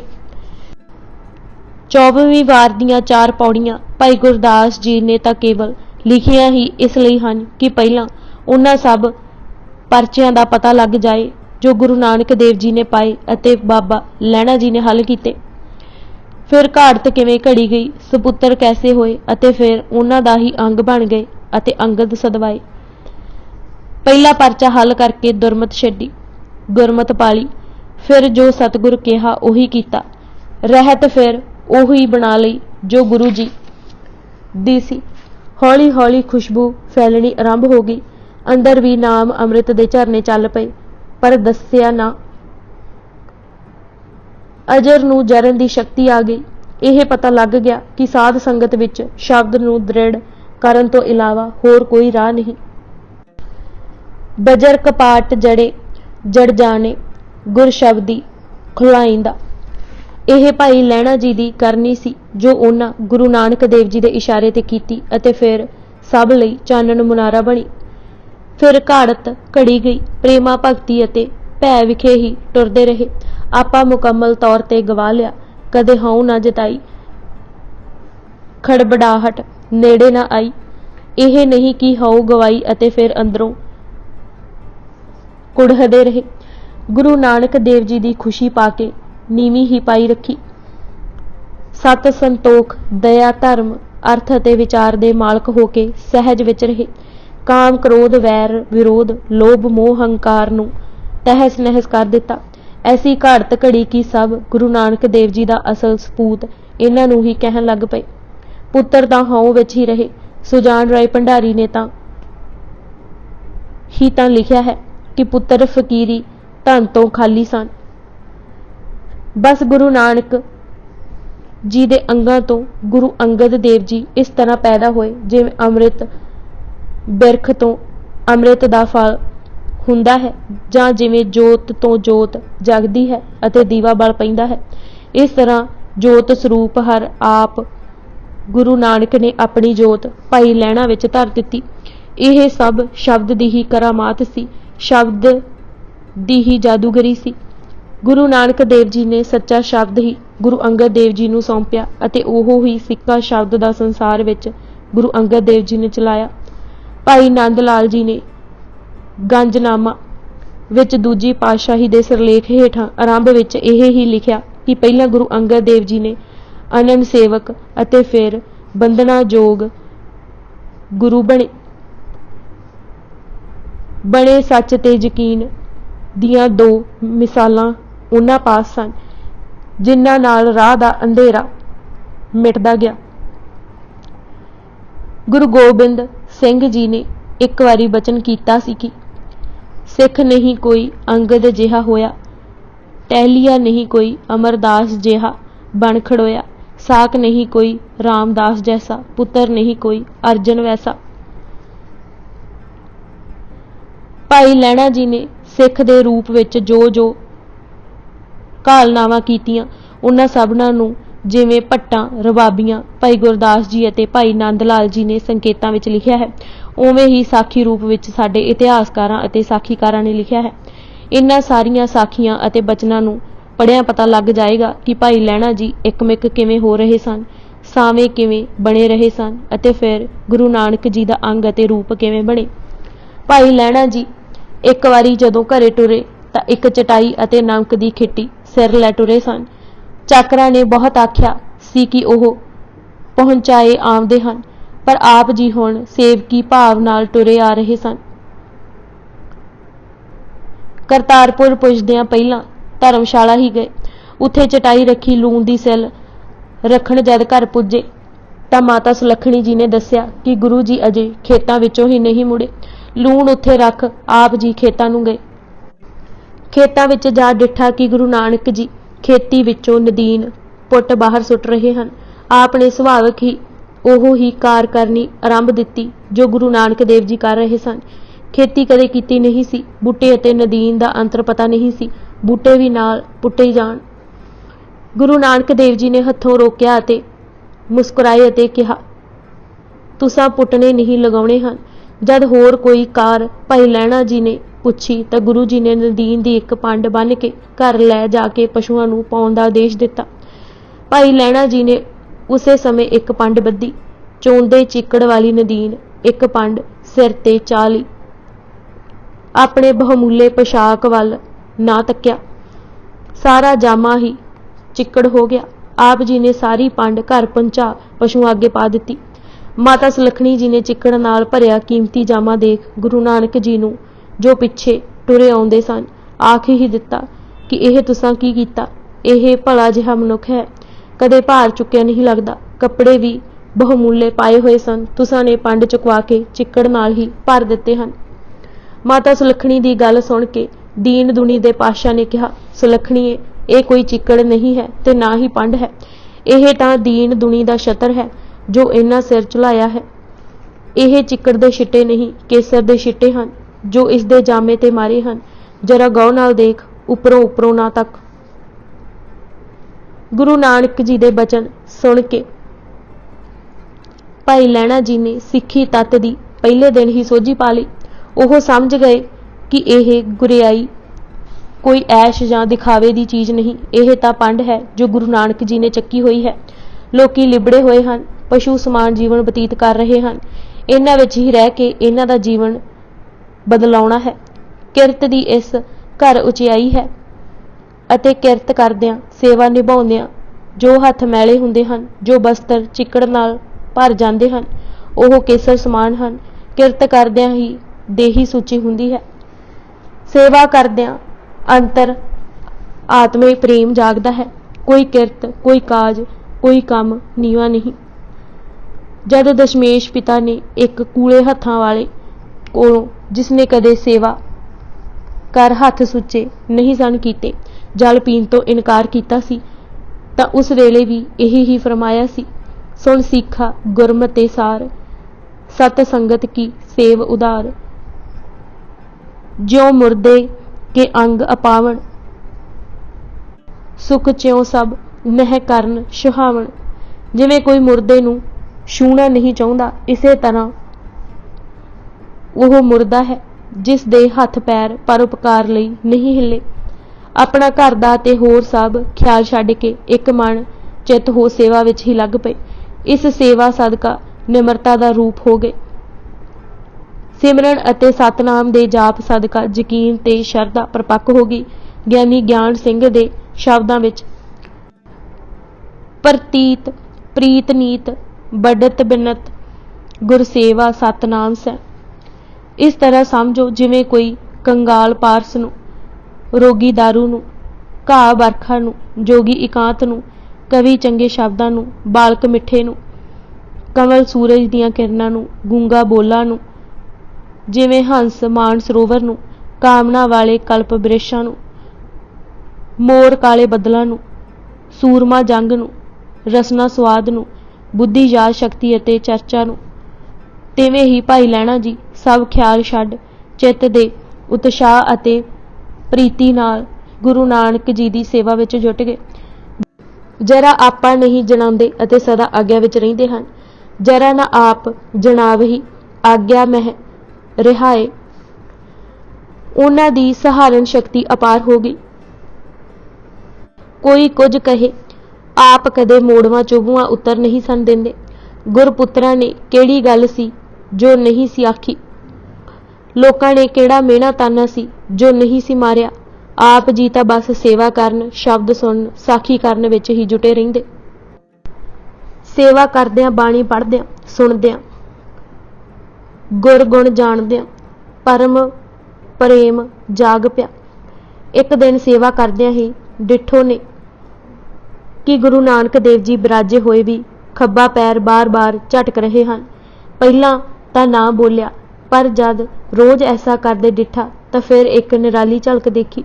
ਜਿਵੇਂ ਲਾਟਾਂ ਵਾਲੀ ਨੂੰ ਇਹਨਾਂ ਦੇ ਦਰ ਤੇ ਝਾੜੂ ਦਿੰਦੇ ਦੇਖਿਆ ਸੀ, ਹੁਣ ਡਿੱਠਾ ਕਿ ਸਭ ਦੇਵੀ ਦੇਵਤੇ ਚਰਨ ਬੰਦਨਾ ਕਰਨਾ ਲੋਚਦੇ ਹਨ, ਪਰ ਗੁਰੂ ਜੀ ਪੈਰਾਂ ਨਾਲ ਝਟਕ ਦਿੰਦੇ ਹਨ ਅਤੇ ਦੇਵੀ ਦੇਵਤਿਆਂ ਜੋਹਾਰੀਆਂ ਕਰਦੇ ਨਮਸਕਾਰ ਕਰ ਮੁੜ ਜਾਂਦੇ ਹਨ। ਗੁਰੂ ਨਾਨਕ ਸੂਰਿਓਂਦੇ ਨੇ ਟੂਕ ਦਿੰਦੇ ਲਿਖਿਆ ਹੈ, ਸੁਰ ਪੱਗ ਦਵੇ ਬੰਧਨ ਕਰੇ, ਪੁੰਨ ਸਦਨ ਸਿਧਾਰੇ। ਨਿਸ਼ਚਾ ਤਾਂ ਪਹਿਲੇ ਦਿਨੋਂ ਹੀ ਹੋ ਗਿਆ ਸੀ। ਹੁਣ ਸਭ ਧਿਆਨ ਵੀ ਰੁਕ ਗਏ। ਗੁਰੂ ਨਾਨਕ ਦੇਵ ਜੀ ਦੇਖ ਰਹੇ ਸਨ ਕਿ ਭਾਈ ਲਹਿਣਾ ਜੀ ਉਹਨਾਂ ਦੇ ਦਰਸ਼ਨਾਂ ਨੂੰ ਹੀ ਮੁੱਖ ਸਮਝਦੇ ਹਨ। ਹਰ ਸਮੇਂ ਲੋਚਦੇ ਹਨ ਕਿ ਦਰਸ਼ਨਾਂ ਤੋਂ ਵਾਂਝਿਆ ਨਾ ਰਹਾਂ। ਰਾਤ ਵੀ ਪਾਸ ਚਟਾਈ ਵਿਛਾ ਕੇ ਲੇਟਦੇ ਹਨ। ਨਾ ਸੌਣ ਹੈ ਨਾ ਆਰਾਮ। ਇਹ ਦਰਸਾਉਣ ਲਈ ਕਿ ਉਹਨਾਂ ਦੇ ਸਰੀਰ ਨਾਲ ਨਹੀਂ ਬਾਣੀ ਨਾਲ ਪਿਆਰ ਪਾਉਣ ਦੀ ਲੋੜ ਹੈ। ਗੁਰੂ ਨਾਨਕ ਦੇਵ ਜੀ ਨੇ ਕੌਤਕ ਰਚਾਇਆ। ਇਹ ਅੰਦਾਜ਼ਾ ਹੀ ਲਗਾਇਆ ਜਾ ਸਕਦਾ ਹੈ ਕਿ ਗੁਰੂ ਨਾਨਕ ਦੇਵ ਜੀ ਨੂੰ ਭਾਈ ਲਹਿਣਾ ਜੀ ਨੂੰ ਆਪਣਾ ਅੰਗ ਬਣਾਉਣ ਲਈ ਕਿਤਨਾ ਕੁ ਯਤਨ ਕਰਨਾ ਪਿਆ ਹੋਵੇਗਾ। ਜਦ ਹੁਕਮ ਦੀ ਮਹਿਮਾ ਸਮਝ ਆ ਗਈ ਤਾਂ ਭਾਈ ਲਹਿਣਾ ਜੀ ਨੇ ਕਮਾਲ ਕਰ ਦਿਖਾਇਆ। ਇਹ ਠੜਕਾਉਣ ਅਤੇ ਜਾਂ ਸੁਸੋਧ ਤਾਂ ਲਹਿਣਾ ਟਿਕਿਆਉਣ ਦੇ ਸ਼ਬਦ ਇਸੇ ਲਈ ਗ੍ਰੰਥ ਸਾਹਿਬ ਵਿੱਚ ਵਰਤੇ ਹਨ। ਅੰਗ ਬਣਨਾ ਕੋਈ ਆਸਾਨ ਖੇਡ ਨਹੀਂ। ਹੋਇਆ ਇਸ ਤਰ੍ਹਾਂ ਕਿ ਇੱਕ ਦਿਨ ਦੁਪਹਿਰ ਵੇਲੇ ਹੀ ਭਾਈ ਲਹਿਣਾ ਜੀ ਨੇ ਡਿੱਠਾ ਕਿ ਗੁਰੂ ਨਾਨਕ ਦੇਵ ਜੀ ਦੇ ਜਾਮੇ ਵਿੱਚ ਝਰੀਟਾਂ ਪੈ ਰਹੀਆਂ ਹਨ, ਖੁਣੀਆਂ ਲੱਗ ਰਹੀਆਂ ਹਨ ਅਤੇ ਚਰਨਾਂ ਵਿੱਚੋਂ ਲਹੂ ਸਿਮ ਰਿਹਾ ਹੈ। ਆਪ ਜੀ ਇਹ ਕੌਤਕ ਦੇਖ ਅਚਰਜ ਹੋਏ। ਜਦ ਗੁਰੂ ਨਾਨਕ ਦੇਵ ਜੀ ਆਰਾਮ ਕਰਕੇ ਉੱਠੇ ਤਾਂ ਭਾਈ ਲਹਿਣਾ ਜੀ ਨੇ ਜਾਮੇ ਦੇ ਫਟਣ ਅਤੇ ਸਰੀਰ ਤੇ ਝਰੀਟਾਂ ਆਪ ਮੁਹਾਰੇ ਪੈਣ ਦਾ ਕਾਰਨ ਪੁੱਛਿਆ। ਗੁਰੂ ਨਾਨਕ ਦੇਵ ਜੀ ਨੇ ਦੱਸਿਆ ਕਿ ਇੱਕ ਅਯਾਲੀ ਨਾਲ ਨਾਲ ਸੋਹਿਲੇ ਦਾ ਪਾਠ ਕਰ ਰਿਹਾ ਸੀ ਅਤੇ ਨਾਲ ਹੀ ਆਪਣੀਆਂ ਬੱਕਰੀਆਂ ਚਾਰ ਰਿਹਾ ਸੀ। ਬੱਕਰੀਆਂ ਨੂੰ ਚਾਰਦੇ ਉਸ ਨੂੰ ਕਦੇ ਝਾੜੀਆਂ ਵਿੱਚੋਂ ਲੰਘਣਾ ਪੈ ਰਿਹਾ ਸੀ ਅਤੇ ਕਦੇ ਰੋੜਾਂ ਕੰਕਰਾਂ ਤੇ ਟੁਰਨਾ। ਉਹ ਧਿਆਨ ਨਾਲ ਬਾਣੀ ਪੜ੍ਹ ਰਿਹਾ ਸੀ ਕਿ ਉਸ ਨੂੰ ਆਪਣੇ ਤਨ ਬਦਨ ਦੀ ਸੁੱਧ ਨਹੀਂ ਸੀ ਰਹੀ। ਉਸ ਦਾ ਧਿਆਨ ਨਾ ਟੁੱਟੇ। ਉਹ ਕੰਡੇ ਅਤੇ ਕੰਕਰ ਮੈਂ ਆਪਣੇ ਸਰੀਰ ਤੇ ਸਹਾਰ ਲਏ। ਜੋ ਵੀ ਬਾਣੀ ਖਾਸ ਕਰਕੇ ਸੋਹਿਲਾ ਚਿੱਤ ਲਗਾ ਕੇ ਪੜ੍ਹਦਾ ਹੈ, ਮੈਂ ਉਸ ਪਾਸ ਹੀ ਹੁੰਦਾ ਹਾਂ। ਭਾਈ ਲਹਿਣਾ ਜੀ ਤੇ ਪ੍ਰਗਟ ਹੋ ਗਿਆ ਕਿ ਗੁਰੂ ਨਾਨਕ ਨਿਰਾਪੁਰਾ ਸਰੀਰ ਨਹੀਂ, ਇਹ ਬਾਣੀ ਰੂਪ ਨੂਰ ਹਨ। ਇਹ ਕੌਤਕ ਅਤੇ ਬਖਸ਼ਿਸ਼ਾਂ ਹੁੰਦੀਆਂ ਦੇਖ ਭਾਈ ਲਹਿਣਾ ਜੀ ਮਨ ਅਤੇ ਤਨ ਦੋਵਾਂ ਦੀ ਸੇਵਾ ਵਿੱਚ ਜੁਟ ਗਏ। ਮਨ ਕਰਕੇ ਬਾਣੀ ਪੜ੍ਹਦੇ, ਮਨ ਪ੍ਰੇਮ ਦੇ ਉਮਾਂ ਵਿੱਚ ਸਦਾ ਜਾਗਿਆ ਰਹਿੰਦਾ। ਰੰਗਤ ਚੜ੍ਹ ਗਈ ਅਤੇ ਚਿੱਤ ਸੁਣ ਕੇ ਅਤੇ ਗਾ ਕੇ ਟਿਕਿਆ ਰਹੇ। ਐਸੇ ਉਤਸ਼ਾਹ ਅਤੇ ਉਮਾਂ ਵਿੱਚ ਬਾਣੀ ਪੜ੍ਹਦੇ ਕਿ ਲਿਵ ਹੀ ਲੱਗ ਗਈ। ਸਰੀਰ ਰਾਹੀਂ ਸੇਵਾ ਕਰਦੇ, ਜਗ ਦੀ ਕਿਸੇ ਗੱਲ ਵੱਲ ਧਿਆਨ ਨਾ ਦਿੰਦੇ। ਇਸ ਤਰ੍ਹਾਂ ਸਰੀਰ ਰਾਹੀਂ ਅਟੁੱਟ ਅਤੇ ਨਿਸ਼ਕਾਮ ਸੇਵਾ ਕਰਕੇ ਮਨ ਨਾਲ ਉੱਚੇ ਭਾਵਾਂ ਅਤੇ ਲਿਵ ਵਿੱਚ ਉਮੰਗ ਅਤੇ ਸਦਾ ਉਤਸ਼ਾਹਿਤ ਰਹਿ ਕੇ ਭਾਈ ਲਹਿਣਾ ਜੀ ਦਾ ਸਿੱਖੀ ਚਮਨ ਦਿਨੋਂ ਦਿਨ ਖਿੜ ਰਿਹਾ ਸੀ। ਨਾਮ ਲਿਵ ਹੋ ਗਿਆ। ਰਸ ਮਗਨਤ ਪੈਦਾ ਕਰਦਾ ਰਹਿੰਦਾ। ਉਚਿਆਣ ਅਤੇ ਠੰਡ ਸਦਾ ਰੰਗ ਲਾਈ ਰੱਖਦੇ ਅਤੇ ਪ੍ਰੇਮ ਰਸ ਉਛਾਲੇ ਮਾਰਦਾ ਰਹਿੰਦਾ। ਜਦ ਗੁਰੂ ਨਾਨਕ ਦੇਵ ਜੀ ਰਾਵੀ ਤੇ ਇਸ਼ਨਾਨ ਕਰਨ ਜਾਂਦੇ ਤਾਂ ਭਾਈ ਲਹਿਣਾ ਜੀ ਵੀ ਨਾਲ ਹੀ ਹੁੰਦੇ। ਹੋਰ ਸਿੱਖ ਵੀ ਹੁੰਦੇ। ਇੱਕ ਵਾਰੀ ਗੁਰੂ ਨਾਨਕ ਦੇਵ ਜੀ ਇਸ਼ਨਾਨ ਪਏ ਕਰਦੇ ਸਨ ਕਿ ਮੀਂਹ ਪੈਣ ਲੱਗ ਪਿਆ। ਫਿਰ ਗੜੇ ਪੈਣ ਲੱਗ ਪਏ। ਹੋਰ ਤਾਂ ਹੋਰ ਸਭ ਦਰਖਤਾਂ ਦੇ ਓਹਲੇ ਜਾਂ ਛਪਰੀਆਂ ਹੇਠ ਜਾ ਲੁਕੇ, ਪਰ ਭਾਈ ਲਹਿਣਾ ਜੀ ਇੱਕ ਟਿਕ ਗੁਰੂ ਜੀ ਵੱਲ ਦੇਖਦੇ ਹੀ ਰਹੇ। ਜਦ ਇਸ਼ਨਾਨ ਕਰ ਗੁਰੂ ਨਾਨਕ ਦੇਵ ਜੀ ਰਾਵੀ ਤੋਂ ਨਿਕਲੇ ਤਾਂ ਉਹਨਾਂ ਲਹਿਣਾ ਜੀ ਕੋਲੋਂ ਖੜੇ ਰਹਿਣ ਦਾ ਕਾਰਨ ਪੁੱਛਿਆ। ਭਾਈ ਲਹਿਣਾ ਜੀ ਨੇ ਕਿਹਾ, ਜੇ ਬੱਦਲ ਤੇ ਕੁਝ ਗੜੇ ਗੁਰੂ ਜੀ ਦੇ ਵੱਲੋਂ ਮੂੰਹ ਭਵਾ ਦੇਣ ਤਾਂ ਮਨ ਬਚ ਕਰਮ ਦੀ ਸੇਵਾ ਕਾਹਦੀ ਹੋਈ। ਗੁਰੂ ਜੀ ਸਾਡੇ ਲਈ ਪੂਰਨੇ ਪਾ ਰਹੇ ਸਨ ਕਿ ਕੈਸੀ ਔਂਕੜ ਜਾਂ ਔੜ ਵੇਲੇ ਵੀ ਗੁਰੂ ਵੱਲੋਂ ਮੂੰਹ ਨਹੀਂ ਮੋੜਨਾ। ਗੁਰੂ ਨਾਨਕ ਦੇਵ ਜੀ ਨੇ ਉੱਥੇ ਫਰਮਾਇਆ, ਜੋ ਮੇਰੇ ਪਰ ਸ਼ਰਧਾ ਧਰਿਹੀ ਮਨਕਰ ਸ਼ਬਦ ਕਮਾਵਣ ਕਹਿਰੀ। ਨਾਨਕ ਪੰਥੀ ਜਿਨ ਕੈ ਨਾਮ ਵਾਹਿਗੁਰੂ ਜਪ ਰਹਿਤ ਅਕਾਮ। ਜੋ ਜਮ ਕੈ ਨਹੀਂ ਦੇਖਣ ਪੈ ਹੈ, ਸੁਖ ਕੋ ਗਤ ਪ੍ਰਾਪਤ ਤਿਨ ਹੈ। ਬੂਟੇ ਸ਼ਾਹ ਨੇ ਇਸੇ ਪ੍ਰਸੰਗ ਵਿੱਚ ਲਿਖਿਆ ਹੈ ਕਿ ਇੱਕ ਵੇਰ ਕੜਕਦੀ ਧੁੱਪ ਪੈ ਰਹੀ ਸੀ। ਭਾਈ ਲਹਿਣਾ ਜੀ ਨੇ ਕੱਪੜੇ ਨਾਲ ਛਾਂ ਕੀਤੀ। ਕੋਲ ਬੈਠੇ ਧੁੱਪ ਨਾ ਸਹਾਰ ਸਕੇ, ਦੂਰ ਹੋਏ ਗਏ। ਭਾਈ ਲਹਿਣਾ ਜੀ ਕੱਪੜਾ ਕਰ ਖੜੇ ਰਹੇ। ਗੁਰੂ ਜੀ ਨੇ ਅਸੀਸ ਦਿੱਤੀ। ਗੁਰੂ ਜੀ ਸਾਨੂੰ ਜਨਮਾਂਤਰਾਂ ਦੀਆਂ ਭੁੱਲਾਂ ਵਿੱਚੋਂ ਕੱਢਣ ਆਏ ਸਨ। ਗੁਰੂ ਜੀ ਦੇਖ ਰਹੇ ਸਨ ਕਿ ਜੇ ਕੋਈ ਜੰਗਲਾਂ ਨੂੰ ਜਾਂ ਤਪ ਸਾਧਦਾ ਹੈ ਅਤੇ ਜਦ ਉੱਥੋਂ ਕੁਝ ਇਕਾਗਰਤਾ ਲੈ ਮੁੜਦਾ ਹੈ ਤਾਂ ਉਹ ਸਾਰੀ ਐਸ਼ਵਰਜ ਲਈ ਹੀ ਵਰਤਦਾ ਹੈ, ਕਿਰਤ ਹੀ ਹੱਥੋਂ ਗਵਾ ਬੈਠਦਾ ਹੈ। ਆਪ ਨੇ ਇਸ ਲਈ ਆਪ ਖੇਤੀ ਕੀਤੀ ਘਰ ਉਸਾਰੇ, ਪਿੰਡ ਵਸਾਏ, ਮਕਾਨ ਬਣਾਏ, ਧਰਮਸ਼ਾਲਾਵਾਂ ਬਣਾਈਆਂ। ਸਿੱਖਾਂ ਨੂੰ ਕਿਰਤ ਦੀ ਜਾਂਚ ਦੱਸੀ। ਸਿੱਖ ਗਾਫਲ ਕਿਰਤੀ ਨਾ ਹੋ ਜਾਏ, ਅਭਿਮਾਨੀ ਕਿਰਤੀ ਨਾ ਬਣ ਜਾਏ, ਸਾਕਤ ਕਿਰਤੀ ਨਾ ਹੋ ਜਾਏ। ਕਿਰਤ ਕਰਦੇ ਨਾਮ ਹੀ ਨਾ ਵਿਸਾਰ ਦੇਵੇ। ਭਾਈ ਲਹਿਣਾ ਰਾਹੀਂ ਇੱਕ ਹੋਰ ਕੌਤਕ ਰਚਾਇਆ। ਪਰਚੀਆਂ ਸੇਵਾ ਦਾਸ ਮੁਤਾਬਿਕ ਸੰਗਤ ਇੱਕ ਦਿਨ ਬਹੁਤ ਆਣ ਪਹੁੰਚੀ ਅਤੇ ਸਮਾਂ ਲੰਗਰ ਕਾ ਆਏ ਹੋਇਆ। ਮਹਾਰਾਜ ਨੇ ਸੰਗਤ ਨੂੰ ਕਿਹਾ, ਕਿੱਕਰ ਉੱਪਰ ਚੜ੍ਹ ਕਰ ਕਿੱਕਰ ਕਉ ਚੁਹਾਟ ਅਤੇ ਪ੍ਰਸ਼ਾਦ ਪਾਏ ਲੇਵਹੋ। ਤਬ ਸੰਗਤ ਜਾਣਿਆ ਕਿ ਗੁਰੂ ਜੀ ਐਸੇ ਹੀ ਕਹਿ ਰਹੇ ਹਨ। ਕਈਆਂ ਹੋਰਨਾਂ ਨੂੰ ਵੀ ਆਗਿਆ ਹੋਈ, ਪਰ ਸਾਰੇ ਹੀ ਬਚਨ ਸੁਣ ਕੇ ਪਿਛਾਂਹ ਹਟ ਜਾਂਦੇ। ਜਦ ਭਾਈ ਲਹਿਣਾ ਜੀ ਕੋ ਹੁਕਮ ਹੋਇਆ ਕਿ ਜਾ ਕਿੱਕਰ ਝੂਣ ਕੇ ਸੰਗਤ ਕੋ ਪ੍ਰਸ਼ਾਦ ਖਵਾਲ ਛੱਡੋ। ਭਾਈ ਲਹਿਣਾ ਜੀ ਕਮਰ ਕੱਸਾ ਕਰਕੇ ਕਿੱਕਰ ਉੱਪਰ ਚੜ੍ਹ ਗਏ ਅਤੇ ਝੂਲਣ ਲੱਗੇ। ਮਨ ਪਸੰਦ ਸਭ ਨੇ ਪ੍ਰਸ਼ਾਦ ਪਾਇਆ। ਜਦ ਭਾਈ ਲਹਿਣਾ ਜੀ ਦਰਖਤ ਤੋਂ ਉਤਰੇ ਤਾਂ ਉਹਨਾਂ ਦੇ ਚਿਹਰੇ ਤੇ ਇਲਾਹੀ ਨੂਰ ਟਪਕ ਰਿਹਾ ਸੀ। ਗੁਰੂ ਜੀ ਨੇ ਭਾਈ ਲਹਿਣਾ ਰਾਹੀਂ ਜਗਤ ਨੂੰ ਦਰਸਾ ਦਿੱਤਾ ਸੀ ਕਿ ਰਿਜ਼ਕ ਹੋਰ ਕਿਸੇ ਹੱਥ ਨਹੀਂ, ਸਾਹਿਬ ਵਾਹਿਗੁਰੂ ਪਾਸ ਹੈ। ਫਿਰ ਇਹ ਵੀ ਦਰਸਾ ਦਿੱਤਾ ਕਿ ਕਿਤਨੇ ਹੋਣਗੇ ਜੋ ਜੰਗਲੀ ਫੁੱਲ ਫਲ ਖਾ ਦਿਨ ਕੱਢਦੇ ਹਨ। ਉਹ ਵੀ ਸਾਡੇ ਵਰਗੇ ਜੀਵ ਹਨ, ਉਹਨਾਂ ਨਾਲ ਪਿਆਰ ਕਰਨਾ ਵੀ ਸਾਡਾ ਫਰਜ਼ ਹੈ। ਇੱਕ ਵਾਰੀ ਕਹਿੰਦੇ ਹਨ ਕਿ ਭੇਟਾ ਅਤੇ ਹੋਰ ਅੰਨ ਬਸਤਰ ਦੇ ਅੰਬਾਰ ਲੱਗ ਗਏ। ਗੁਰੂ ਜੀ ਦੇਖ ਰਹੇ ਸਨ, ਦੇਣ ਵਾਲੇ ਆਪਣੇ ਆਪ ਨੂੰ ਦਾਤੇ ਜਾਣ ਹੰਕਾਰ ਵਿੱਚ ਹੋ ਰਹੇ ਹਨ। ਜਿਸ ਦੇਣ ਵਾਲੇ ਨੇ ਨਿਮਰਤਾ ਸਿਖਲਾਣੀ ਸੀ, ਉਹ ਹੰਕਾਰ ਰੂਪ ਹੋ ਕੇ ਵਾਪਰ ਰਹੀ ਹੈ। ਫਿਰ ਇੱਧਰ ਲੈਣ ਵਾਲਿਆਂ ਦੀ ਸੁਰਤ ਵੀ ਨੀਵੀਂ ਹੋ ਰਹੀ ਸੀ। ਆਪ ਜੀ ਨੇ ਹੁਕਮ ਦਿੱਤਾ ਕਿ ਸਾਰੀ ਭੇਟਾ ਅੰਨ ਬਸਤਰ ਸਮੇਤ ਜਲਾ ਦਿਓ। ਸਾਰੇ ਹੀ ਇਸ ਹੁਕਮ ਤੇ ਹੈਰਾਨ ਹੋ ਰਹੇ ਸਨ ਅਤੇ ਕੁਝ ਸੁਣੀ ਅਣਸੁਣੀ ਕਰਕੇ ਚਲੇ ਗਏ। ਪਰ ਭਾਈ ਲਹਿਣਾ ਜੀ ਨੇ ਹੁਕਮ ਸੁਣਦੇ ਹੀ ਸਭ ਮਾਲ ਅਸਬਾਬ ਨੂੰ ਅੱਗ ਲਾ ਦਿੱਤੀ। ਇਹ ਸਿੱਖਾਂ ਅਤੇ ਆਗੂਆਂ ਨੂੰ ਸਬਕ ਸੀ ਕਿ ਧਰਮਸ਼ਾਲ ਦੀ ਝਾਕ ਨਹੀਂ ਕਰਨੀ। ਦੇਣ ਵਾਲਿਆਂ ਨੂੰ ਚੇਤਾਵਨੀ ਸੀ ਕਿ ਸੁਰਤ ਵਿੱਚ ਹਿੰਮਤ ਦਾ ਨਹੀਂ ਖਾਣਾ। ਗੁਰੂ ਨਾਨਕ ਜੀ ਊਚ ਨੀਚ ਦਾ ਭੇਦ ਮਿਟਾਉਣ ਆਏ ਸਨ ਅਤੇ ਕਿਰਤ ਦੀ ਉਚਿਤਤਾ ਦਰਸਾਉਣ। ਭਾਈ ਲਹਿਣਾ ਜੀ ਵਿੱਚ ਜਦ ਬਾਣੀ ਦਾ ਨਿਵਾਸ ਹੋ ਗਿਆ ਤਾਂ ਨੂਰ ਮੁਖੜੇ ਤੇ ਚਮਕਣ ਲੱਗਾ ਤਾਂ ਇੱਕ ਪਰਚਾ ਪਾਇਆ।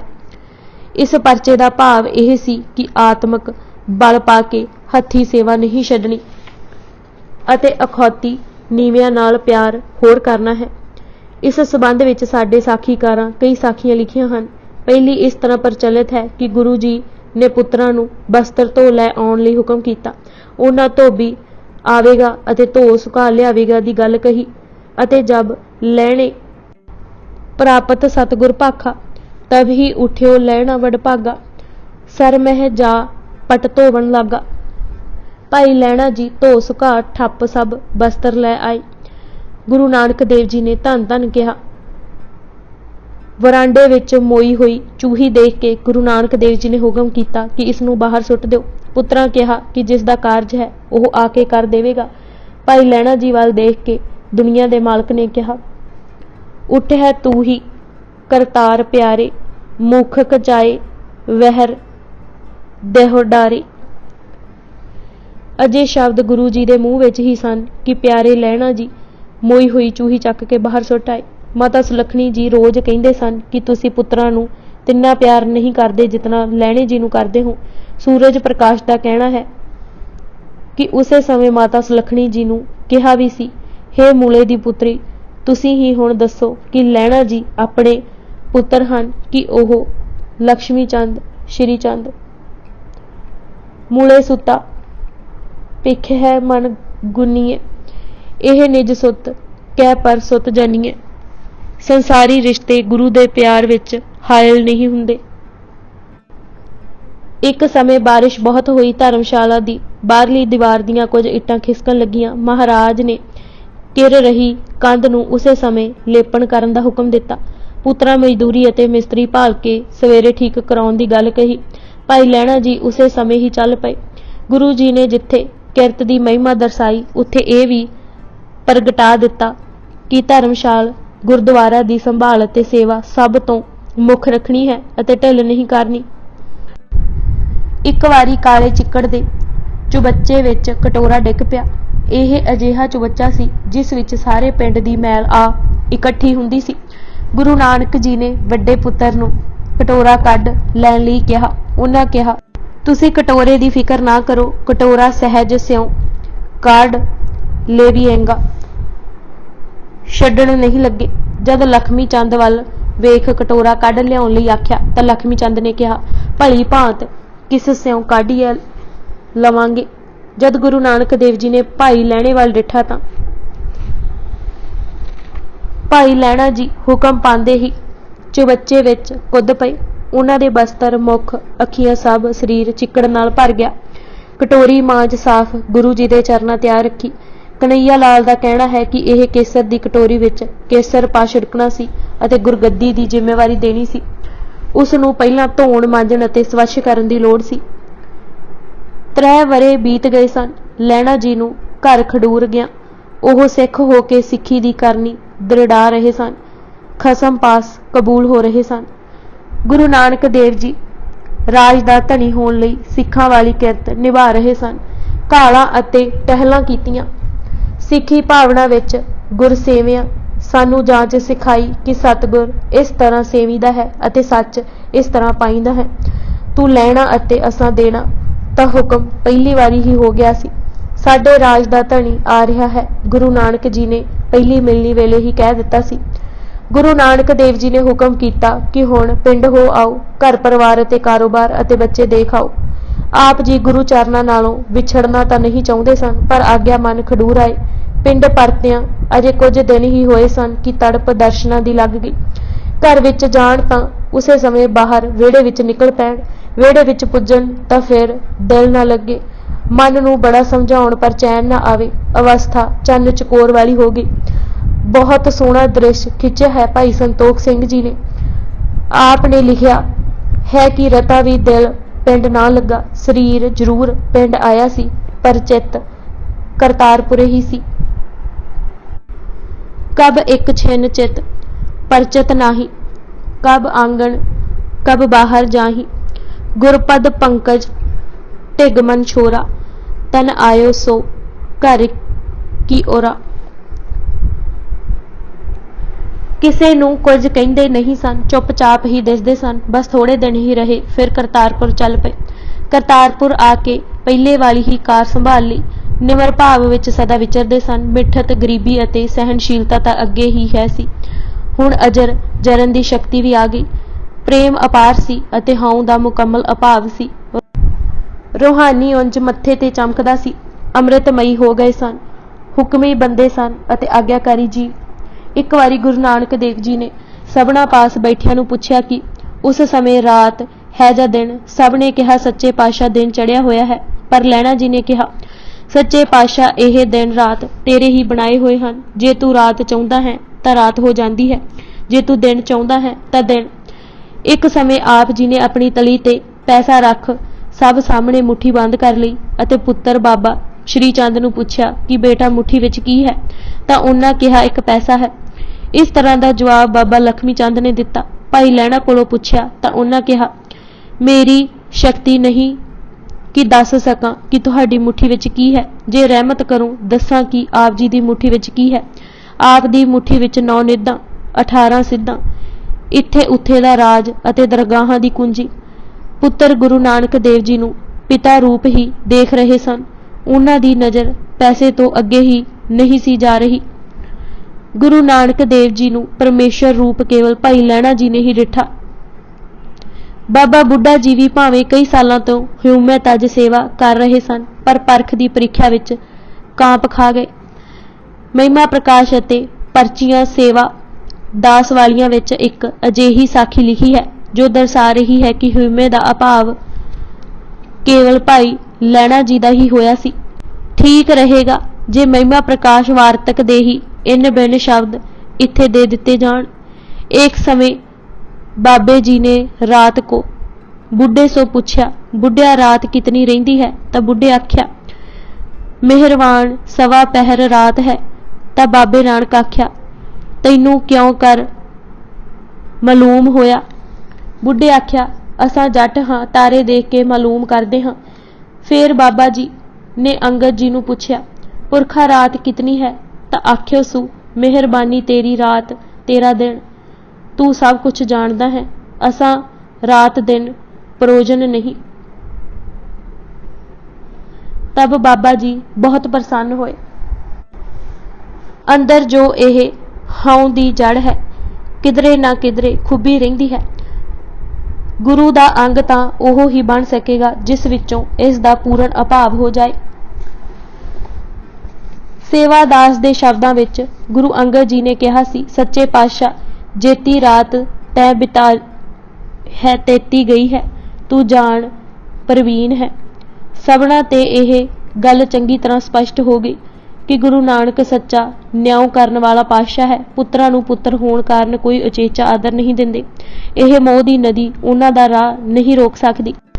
धानक रूप धारना आखिरी परख सी, पर बहुत करड़ी। सिख ओह ही है जो हर सूरत गुरु नाल प्यार करे, जो कदे कुत्तक भी पैण तां उन्हां नूं मिठा कर जाणे। होर जिसने गुरगद्दी दी जिम्मेवारी संभालनी है, उस विच मुरदा रूहां विच जीवन भरन दी शक्ति भी होवे अते निरा सरीरां नाल ही बज्झा ना रवे। गुरु नानक देव जी ने करतारपुर ही धानक रूप धार लिया। हथ कुत्तक, पिछे कुत्ते अते गोदड़ी विच पैसे, मोती, रुपए, हीरे पा लए। धर्मशाल तो ही ऐसा रूप धार शमशाना वाल चल पे। 20,000 मनुखां दी धूम धाम हो गई। इतनी भीड़ मगर आंदी देख आप जी ने पैसिਆਂ ਦੀ ਸੋਟ ਕੀਤੀ। लोकी पैसे चुकन लग पे, फिर रुपए सुट्टे, मोती गिराए अते हीरे फेंके। लोकी यह चुकन विच जुट गए। पिछे मुड़ के डिठा तां अजे भी कुछ लोकी आ रहे सन। आप जी ने कुत्ते छड्ड दिते। कुत्तिਆਂ ने पकड़ पकड़ पछाड़ना शुरू कर दिता। सब नस गए। साडे इतिहास मुताबिक 3 रह गए सन। आप जी ने जोर दा कुत्तक बाबा जी दे सिर मारिया। ओह उत्थे ही सिर पकड़ बैठ गए। दुनी चंद जी दरख्त दे ओले हो गए। जद एक भाई लैणा जी रह गए तां आप जी ने कहा, सब चले गए, तू क्यों नहीं जांदा? तां भाई लैणा जी ने कहा, हर किसे दा कोई ना कोई टिकाणा होवेगा, पर मेरे साहिबा मेरा तुहाडे बगैर कोई नहीं। गुरु नानक भी तब बोल उठा, लैणा तुहाडे बगैर मेरा भी हुण कोई टिकाणा नहीं। मैं भी जोत टिकाउण लई टिकाणा पिया भालदा सां, अज मिलिया है। यह बचन आख फरमाया कि ओह पिया मुर्दा खा। आप जी ने कहा कि किस पासों खावां? हुक्म होया कि पावे सिर खावो। गुरु जी प्रगटा रहे सन कि बगैर निमरता दे यह खाखी शरीर दा ध्यान मिट ही नहीं सकदा। लिखिया भी है, जब चरनां नूं मूँह लाया तब बड़ी मिठास लगी। मिठत है ही नीवा रहना, चरना ते ढहना, मिठत नीवी नानका दा यही ही भाव है। पुरातन जन्म साखी दे शब्दां विच जां गुरु अंगद चादर उठावे तां गुरु नानक सुत्ता पिया है। यह कौतक देख भाई लैणा जी ने आख्या, सामने भी नानक, ये भी नानक, नानक कित्थे है?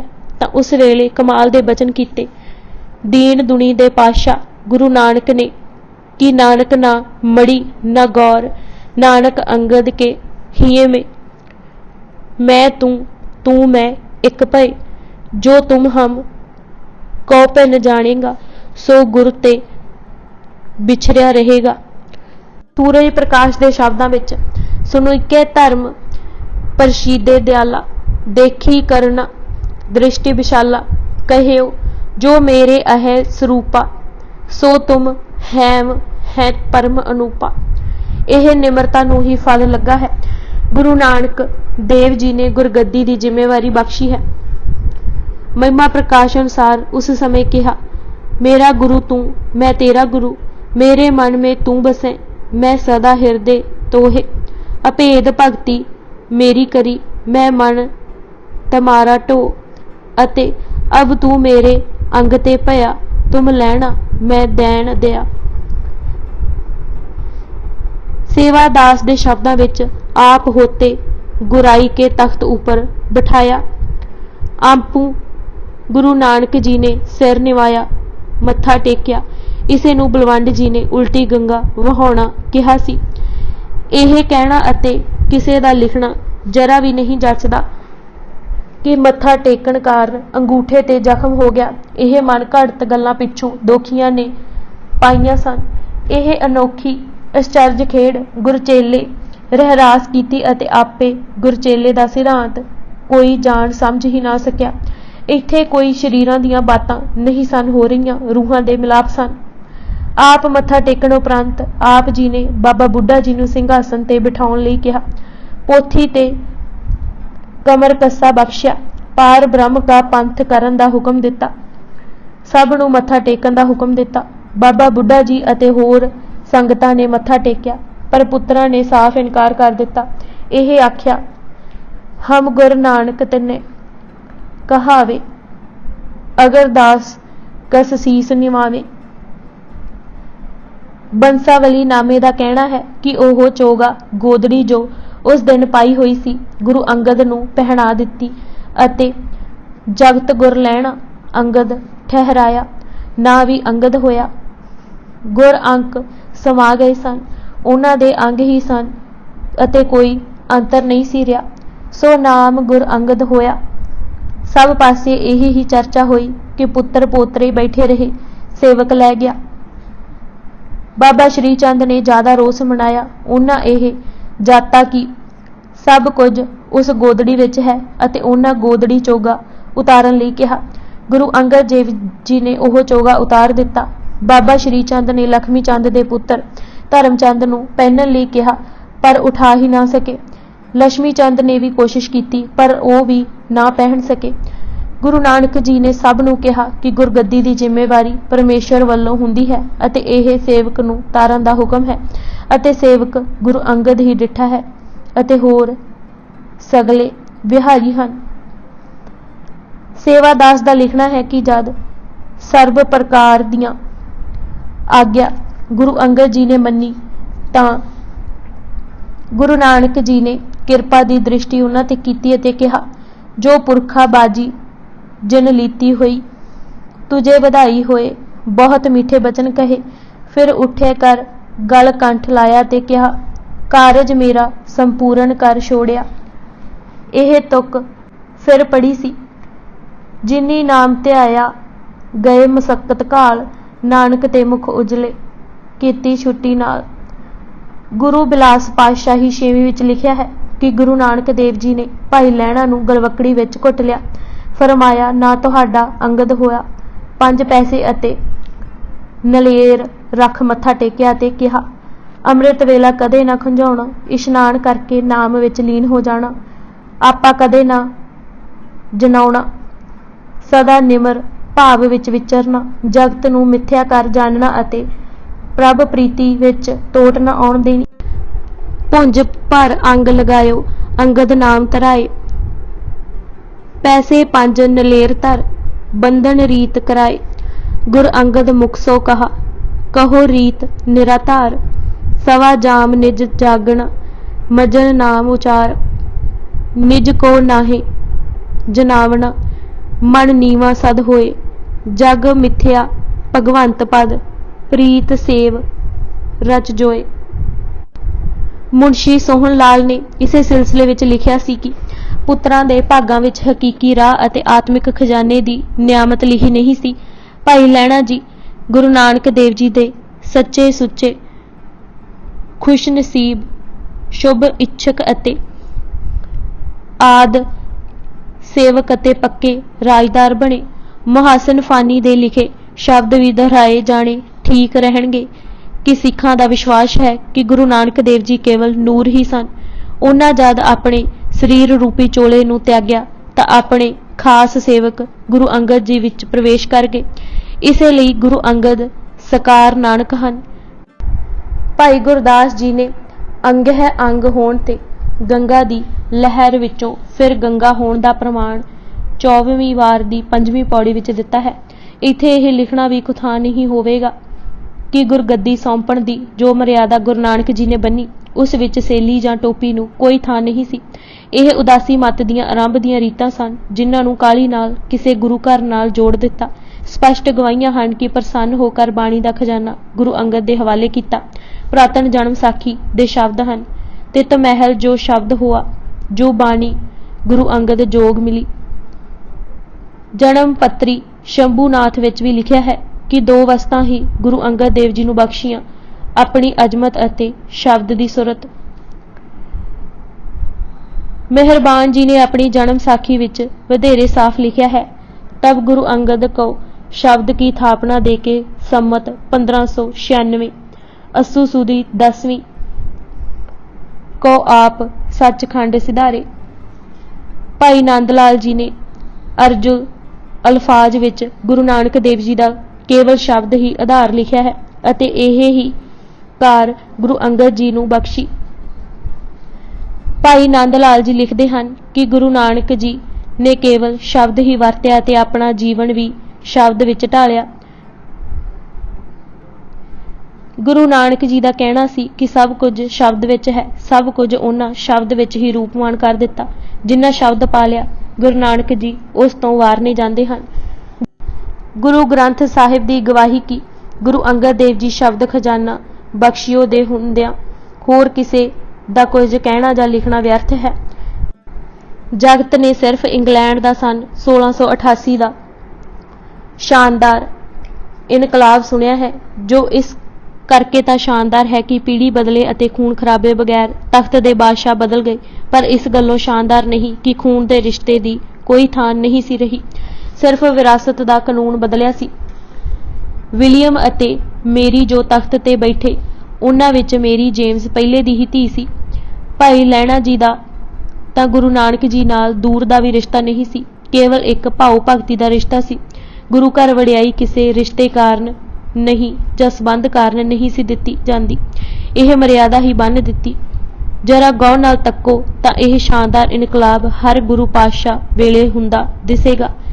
पहली गद्दी सेवक नूं, फिर कुड़म नूं, फिर दमाद नूं, फिर छोटे पुत्तर नूं, वड्डे लड़का छड्ड के फिर पोतरे नूं, पुत्तर दे हुंदियां फिर छोटे साहिबजादे नूं अते निराली खेड़ दादे नूं। भाई गुरदास जी ने इस शानदार इनकलाब की व्याख्या भी सोहणे ढंग नाल कीती है। उन्हां दा कहना है कि किसे पक्षों वेखो कि यह निराली चाल सी, नवीं बात सी, जुग पलटाऊ चलन अते शानदार इनकलाब सी। पहली गल ही देखो, दुनियावी पातशाह जो हुंदे हन ओह जींदे जी किसे नूं पातशाही नहीं दिंदे, इत्थे थापिया लैणे जीवदे अते जे कोई जिउंदे दिंदा तां भी अपने पुत्तर नूं ही दिंदा अते फिर मर जांदा। पुत्तर पहला काम यह करदा है कि सब फौजां नूं हुक्म दे के अपनी ताबेदारी मनाउंदा है, अपने नां दी दोही फेरदा है, ढंडोरे फिराउंदा है। बाकी सारे जहान कोलों जो उसके अधीन हन मसीत विच जाके प्रण लैंदा है कि उस नूं ही हुण बादशाह मन्नणगे। उसदे नाम दा खुतबा पढ़िया जांदा है, बाप दा नहीं। लोकी यह प्रण काजी मुल्ला सामने लैंदे हन। टकसाल नूं भी यह हुक्म मिल जांदा है कि सिक्का उसदे नाम दा ढालिया जाए, पिता दे नाम दे चलदे सिक्के मोड़ लए जाण, वापस लै लए जाण। फिर खजाने ते अपना कब्जा करके अपनी ही मोहर लगाउंदा है। पर गुरु नानक बाबे दे घर चाल निराली है, खेड़ अचरज है। इत्थे ना राह बदलदा है, ना मंजिल, ना रीत बदलदी है, ना रिवाज, ना खुतबा बदलदा है, ना सिक्का, ना कोई वखरा होका दिता जाता है, ना वखरा ज्ञान।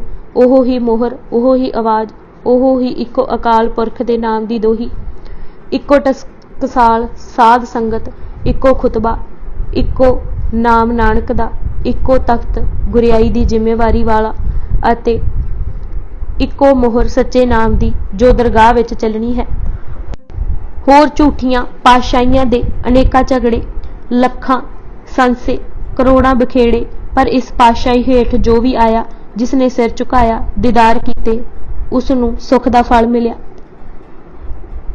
आर्चर ने अपनी पुस्तक विच इस गल दी खास तौर ते चर्चा की है कि गुरु नानक जे इको नहीं तां बहुत ही उगे हन, जिन्हां अपना जानशीन अपनी हयाती ही थापण दा पक्का इंतजाम किया।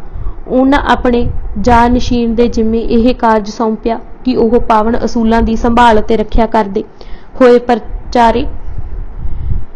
फिर गुरु ने चेले दी रहरास करके होर इनकलाब लिया दिता।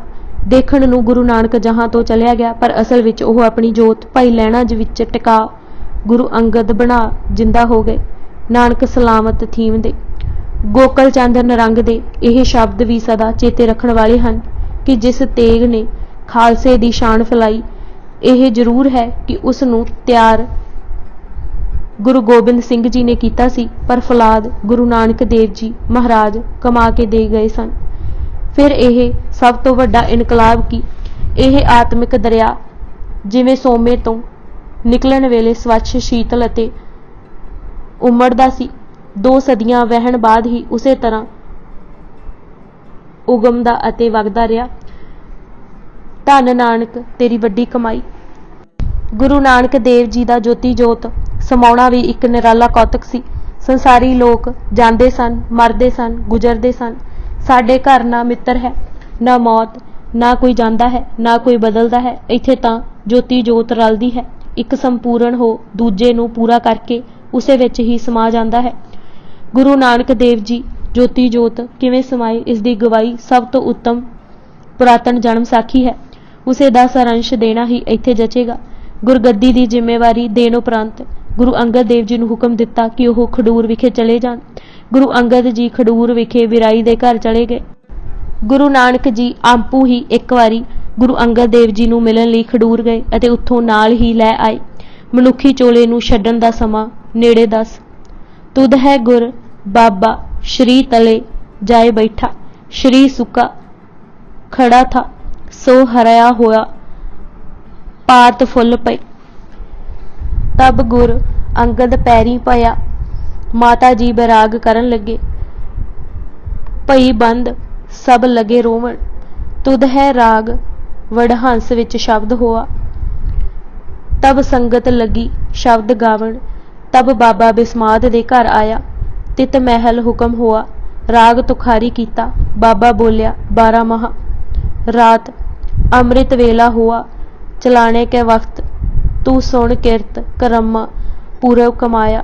ਸਿਰ ਸਿਰ ਸੁਖ ਸਹਮਾ ਦੇ ਸੂਤ ਤੂੰ ਭਲਾ, ਹਰ ਰਚਨਾ ਤੇਰੀ ਕਿਆ ਗਤ ਮੇਰੀ, ਹਰ ਬਿਨ ਘੜੀ ਨ ਜੀਵਾਂ। ਪ੍ਰਿਯ ਬਾਜ ਦੁਹੇਲੀ ਕੋਈ ਨ ਬੇਲੀ, ਗੁਰਮੁਖ ਅੰਮ੍ਰਿਤ ਪੀਵਾਂ।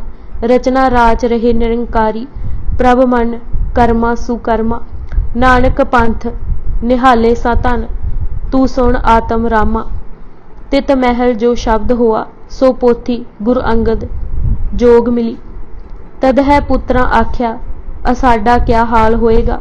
ਤਬ ਬਾਬਾ ਬੋਲਿਆ, ਬੇਟਾ ਗੁਰੂ ਕਿਆਂ ਕੁੱਤਿਆਂ ਨੂੰ ਵੀ ਕਮੀ ਨਹੀਂ। ਹੋਇਆ ਕੱਪੜੇ ਬਹੁਤ ਹੋਣਗੇ ਅਤੇ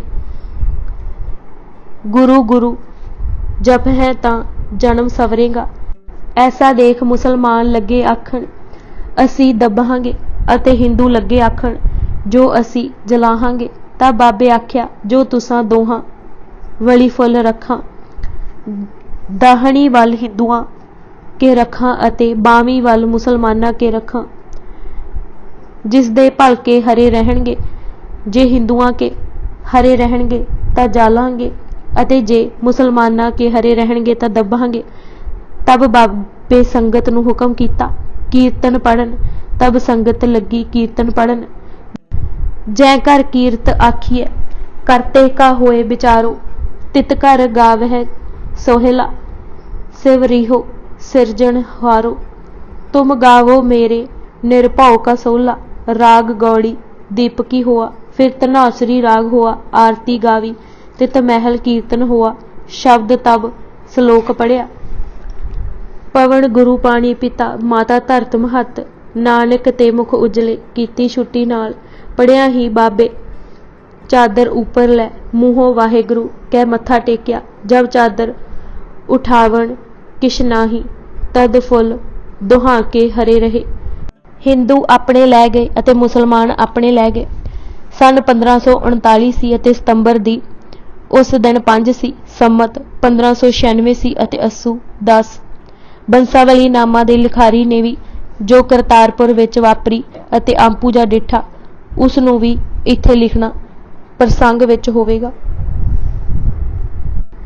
ਇੱਕ ਤਾਂ ਭਾਈ ਕੇਸਰ ਸਿੰਘ ਨੇ ਲਿਖਿਆ ਹੈ ਕਿ ਮਾਤਾ ਸੁਲੱਖਣੀ ਨੇ ਗੁਰੂ ਨਾਨਕ ਜੀ ਦਾ ਚਲਾਣਾ ਸੁਣ ਕੇ ਸਵਾਸ ਦੇ ਦਿੱਤੇ। ਜੋ ਚਾਦਰ ਗੁਰੂ ਨਾਨਕ ਜੀ ਨੇ ਜੋਤੀ ਜੋਤ ਸਮਾਉਣ ਵੇਲੇ ਉੱਪਰ ਲਈ ਸੀ। 2 ਪਟ ਲਈ ਤੱਤਿਆਂ, 2 ਪਟ ਲਈ ਇਨ੍ਹਾਂ ਤੱਤਿਆਂ ਦਬ ਮਸੀਤ ਕਰ ਲੀਨਾ। ਉਹਨਾਂ ਸਾੜ ਕੇ ਚਿਖਾ ਬਣਾਈ, ਇਹਨਾਂ ਖੋਦ ਤਾਹਾਂ कुआं किया, ओना बनाए मसीत कर लिया। बस कमाल यही है, दोनों इकट्ठे एक दरवाजा, खब्बे मसीत सज्जे कूप बिराजा। वह पढ़न कलमा ते निजामा, इधर शब्द साखी दियां आवाज़ां। सिंह केसर यह कथा बनाई, ओह मसीत ते कुआं दोनों इकट्ठे अखीं डिठे जाई। उसे कुएं इशनान असां हां कीता, उसे कुएं का जल असां भी है पीता। रॉबर्ट निडमकस्ट ने भी गवाही दिती है कि ऐसा किधरे हो डिठा नहीं, जिथे पूजा निवास एक होवे, जिथे मंदिर मसीत एक थां होण अते आंगण इक्को होवे। बस इंज जाणो कि गुरु नानक जी ने जहान तो कूच की कीता, मानो बाग विचों खिड़िया फुल झड़ गया। गुरु नानक देव जी दी छाप अते प्रभाव अजिहा सी कि हर कोई करतारपुर ਇਹ ही आख रहा सी कि गुरु दी शोभा कुछ बरन नहीं जाती। ਉਹਨਾਂ ਨੂੰ ਇੱਕ ਵਾਰ ਦੇਖਣ ਨਾਲ ਹੀ ਸੰਤੋਖ ਮਿਲਦਾ ਸੀ, ਪ੍ਰਭਾਵ ਦੀ ਛਾਪ ਲੱਗ ਜਾਂਦੀ ਸੀ। ਮਖਦੂਮ ਮੁਲਤਾਨ ਦੇ ਪੀਰ ਨੇ ਇੱਕ ਵਾਰੀ ਡਿੱਠਾ ਤਾਂ ਗੁਰੂ ਨਾਨਕ ਜੀ ਦੀ ਮੂਰਤ ਉਸ ਦੀਆਂ ਅੱਖਾਂ ਤੋਂ ਓਲੇ ਹੀ ਨਾ ਹੋਵੇ। ਬੋਲਦੇ ਤਾਂ ਗੁਰੂ ਨਾਨਕ ਜੀ ਦਾ ਗਿਆਨ ਸਰੂਪ ਲੱਗਦੇ ਸਨ ਅਤੇ ਦੇਖਣ ਵਾਲੇ ਨੂੰ ਜੋਤ ਸਰੂਪ। ਬੂਟੇ ਸ਼ਾਹ ਕਹਿੰਦਾ ਹੈ ਕਿ ਗੁਰੂ ਨਾਨਕ ਜੀ ਦੀ ਸ਼ਖਸੀਅਤ ਐਸੀ ਸੀ ਕਿ ਉਹ ਆਪ ਮੁਹਾਰੇ ਆਪਣੇ ਵੱਲ ਨੂੰ ਹਰ ਇੱਕ ਨੂੰ ਖਿੱਚ ਲੈਂਦੀ ਸੀ। ਲੋਕੀ ਉਹਨਾਂ ਦੇ ਚਰਨ ਪਰਸਨ ਲਈ ਉਮੜ ਪੈਂਦੇ ਸਨ, ਰਹਿੰਦੇ ਸਦਾ ਸਹਿਜ ਵਿੱਚ ਸਨ। ਗੁਰੂ ਨਾਨਕ ਦਾ ਕਮਾਲ ਇਹ ਹੈ ਕਿ ਉਹਨਾਂ ਦਾ ਜਸ ਉਹਨਾਂ ਦੇ ਜਿਉਂਦਿਆਂ ਹੀ ਜਗਤ ਤੇ ਫੈਲ ਗਿਆ। ਉਹ ਕਲਹਾ ਦੇ ਵੈਰੀ ਸਨ। ਫਾਲਸਟਰ ਨੇ ਲਿਖਿਆ ਹੈ ਕਿ ਕਾਦਰ ਨੇ ਉਹਨਾਂ ਦੀ ਜ਼ੁਬਾਨ ਤੇ ਐਸਾ ਰਸ ਛਿੜਕਿਆ ਸੀ ਕਿ ਸਹਿਜ ਨਾਲ ਵੀ ਗੱਲ ਕਰਦੇ ਅਤੇ ਅਗਲਾ ਕੀਲਿਆ ਜਾਂਦਾ। ਮਰਹੱਟੀ ਵਿਦਵਾਨ ਮਹੀਪਤ ਨੇ ਲਿਖਿਆ ਹੈ ਕਿ ਉਹ ਨਿਰਾ ਨੂਰ ਸਨ। ਗੁਰੂ ਨਾਨਕ ਜੀ ਦੀ ਹਯਾਤੀ ਵਿੱਚ ਹੀ ਲੱਖਾਂ ਨੇ ਉਹਨਾਂ ਦਾ ਰਾਹ ਅਪਣਾ ਲਿਆ ਸੀ। ਕਨਿੰਗਮ ਕਹਿੰਦਾ ਹੈ ਕਿ ਗੁਰੂ ਜੀ ਨੇ ਐਸੇ ਸਿੱਖ ਸਜਾ ਦਿੱਤੇ ਸਨ ਜਿਨ੍ਹਾਂ ਵਿੱਚ ਜੁਰਤ ਵੀ ਹੱਦਾਂ ਦੀ ਸੀ ਅਤੇ ਸਹਿਜ ਵੀ ਅਥਾਹ। ਮੈਲਕਮ ਲਿਖਦਾ ਹੈ ਕਿ ਸੂਝ ਅਤੇ ਸਨੇਹ ਦੀ ਸ਼ਕਤੀ ਨਾਲ ਹਰ ਮੁਹਿੰਮ ਨੂੰ ਸਰ ਕੀਤਾ। ਗ੍ਰਫ ਨੇ ਲਿਖਿਆ ਹੈ ਕਿ ਉਹਨਾਂ ਦੀ ਕਾਮਯਾਬੀ ਦਾ ਰਾਜ ਨਾ ਕੇਵਲ ਉਹਨਾਂ ਦੀ ਮਲੂਕ ਮਨੋਹਰ ਸ਼ਖਸੀਅਤ ਸੀ, ਸਗੋਂ ਉਹਨਾਂ ਦਾ ਦੰਭ ਰਹਿਤ ਪ੍ਰਚਾਰ ਢੰਗ ਸੀ, ਜਿਸ ਵਿੱਚ ਰਤਾ ਭਰ ਹਉ ਆਕੜ ਜਾਂ ਦਿਖਾਵਾ ਨਹੀਂ ਸੀ। ਉਹ ਲੋਕਾਂ ਨੂੰ ਕਹਿੰਦੇ ਸਨ ਕਿ ਸ਼ਬਦ ਤੋਂ ਇਲਾਵਾ ਹੋਰ ਕਿਸੇ ਹਥਿਆਰ ਦੀ ਟੇਕ ਨਾ ਰੱਖੋ। ਉਹਨਾਂ ਦੁਨੀਆ ਨੂੰ ਦੁਨੀਆ ਵਿੱਚ ਚੰਗੀ ਤਰ੍ਹਾਂ ਰਹਿਣ ਦੀ ਜਾਂਚ ਸਿਖਾਈ। ਭਾਈ ਨੰਦ ਲਾਲ ਜੀ ਕਹਿੰਦੇ ਹਨ ਕਿ ਉਹਨਾਂ ਲੋਕਾਂ ਦੇ ਮੂੰਹ ਵਾਹਿਗੁਰੂ ਵੱਲ ਮੋੜ ਦਿੱਤੇ। ਇਸੇ ਨੂੰ ਇਬਸਟਨ ਨੇ ਆਪਣੇ ਸ਼ਬਦਾਂ ਵਿੱਚ ਕਿਹਾ ਹੈ ਕਿ ਗੁਰੂ ਨਾਨਕ ਦੇਵ ਜੀ ਨੇ ਲੋਕਾਂ ਨੂੰ ਪਰਛਾਵੇਂ ਵੱਲੋਂ ਹਟਾ ਕੇ ਪ੍ਰਤੱਖ ਵੱਲ ਕਰ ਦਿੱਤਾ। ਸਰ ਮੁਹੰਮਦ ਇਕਬਾਲ ਨੇ ਇਸੇ ਲਈ ਲਿਖਿਆ ਕਿ ਗੁਰੂ ਨਾਨਕ ਦੀ ਸਾਰੀ ਤਾਲੀਮ ਵਿੱਚ ਕੋਈ ਦਿਖਾਵਾ ਨਹੀਂ, ਕੋਈ ਦੰਭ ਰੀਤ ਰਿਵਾਜ ਜਾਂ ਰਸਮ ਨਹੀਂ ਸੀ। ਗੁਰੂ ਨਾਨਕ ਤੰਗ ਦਿਲ ਨਹੀਂ ਸੀ। ਗੁਰੂ ਨਾਨਕ ਸਿਰਫ ਪ੍ਰੇਮ ਮਾਰਗ ਹੀ ਦ੍ਰਿੜ ਕਰ ਰਹੇ ਸਨ, ਸੁਰਤਾਂ ਉੱਚੀਆਂ ਦਿੰਦੇ ਸਨ। ਉਹ ਐਸੇ ਸਨ ਜਿਨ੍ਹਾਂ ਭਰਮ ਜਾਲ ਵੀ ਕੱਟਿਆ ਅਤੇ ਵਾਦ ਜਾਲ ਵੀ। ਸਦਾ ਖੇੜੇ ਵਿੱਚ ਰਹਿੰਦੇ ਸਨ। ਵਾਹਿਗੁਰੂ ਦਾ ਵਰਣਨ ਉਹਨਾਂ ਇੰਜ ਕੀਤਾ ਹੈ ਕਿ ਜਿਵੇਂ ਸਭ ਅੱਖੀਂ ਡਿੱਠਾ ਹੁੰਦਾ ਹੈ। ਸਦਾ ਹੀ ਪ੍ਰਸੰਨ रूप कट्यों भरम अंधकूप दिरगण के बहाने हर रूप को बखान्यो है। काट्यो है वाद जाल थां तो अत ही कराल। कठन तो कठन गल भी आप ऐसे आसान ढंग नाल करदे सन कि हर एक दे गोचरे हुंदी। दया दे भंडारी सन अते सूरमे संत सन, साहिब सवारे सन। ऐसा तरीका लोकां नूं दस्सिया कि लोकां दे मन टिक गए अते लोकी मौजां कर रहे हन, जगत विच रह के आनंद माण रहे सन। हर कोई यह कहंदा सी कि साडा हुण विगाड़ की सकदा है राहू अते केतू, जद असीं गुरु नानक जी दे साए हेठ आ गए हां। क्या करेगा केतू मुझको, क्या करेगा राहू जी। गुरु नानक देव जी सदा अपने सेवकां दे नाल निभदे हन। ਉਹ ਦੇਹ ਵਿੱਚ ਵਿਚਰੇ ਜ਼ਰੂਰ ਹਨ ਪਰ ਸਦਾ ਰਹੇ ਵਿਦੇਹੀ। ਸਰੀਰ ਦੀ ਪਕੜ ਕਦੇ ਕੀਤੀ ਨਾ। ਸਭ ਤੋਂ ਹੈਰਾਨੀ ਦੀ ਗੱਲ ਇਹ ਸੀ ਕਿ ਅੰਤ ਸਮੇਂ ਵੀ ਕਿਸੇ ਨੇ ਉਹਨਾਂ ਦੀ ਦੇਹ ਦਾ ਅੰਤ ਹੁੰਦੇ ਨਹੀਂ ਦੇਖਿਆ। ਅੰਤ ਦੇਹ ਕੂ ਅੰਤ ਲਖਾ ਨੇ ਸਾਰੇ ਹੀ ਉਹਨਾਂ ਦੇ ਜੀਵਨ ਅਤੇ ਜਾਣ ਨੂੰ ਬ੍ਰਹਮ ਲੀਲਾ ਕਹਿੰਦੇ ਸਨ। ਤਾਂ ਤੇ ਕਹੇ ਸਭ ਬ੍ਰਹਮ ਬਿਲਾਸਾ। ਕਿਵੇਂ ਸਭ ਕੁਝ ਬਦਲਾਇਆ ਉਸ ਦੀ ਮਿਸਾਲ ਇੱਕੋ ਹੀ ਕਾਫੀ ਹੈ ਕਿ ਲੋਕੀ ਅੱਗੇ ਗੰਗਾ ਜਾਣਾ ਲੋਚਦੇ ਸਨ, ਪਰ ਹੁਣ ਗੰਗਾ ਸੰਤਾਂ ਦੇ ਚਰਨ ਪਰਸਨਾ ਲੋੜਦੀ ਹੈ। ਬੁੱਤਾਂ ਤੇ ਬੁੱਤ ਖਾਨਿਆਂ ਦੀ ਥਾਵੇਂ ਧਰਮਸ਼ਾਲਾ ਥਾਪੀਆਂ ਜਿੱਥੇ ਪ੍ਰਭੂ ਦੀ ਮਹਿਮਾ ਹੀ ਹੁੰਦੀ। ਉਹ ਜਦ ਵਾਕ ਬੋਲਦੇ ਸਨ ਤਾਂ ਅਗਲੇ ਦੇ ਹਿਰਦੇ ਦੇ ਅਗਿਆਨ ਅਤੇ ਅਭਿਮਾਨ ਨੂੰ ਇੰਜ ਕੱਟ ਦਿੰਦੇ ਸਨ ਜਿਵੇਂ ਕੋਈ ਤਲਵਾਰ ਚਲਾਈ ਗਈ ਹੋਵੇ।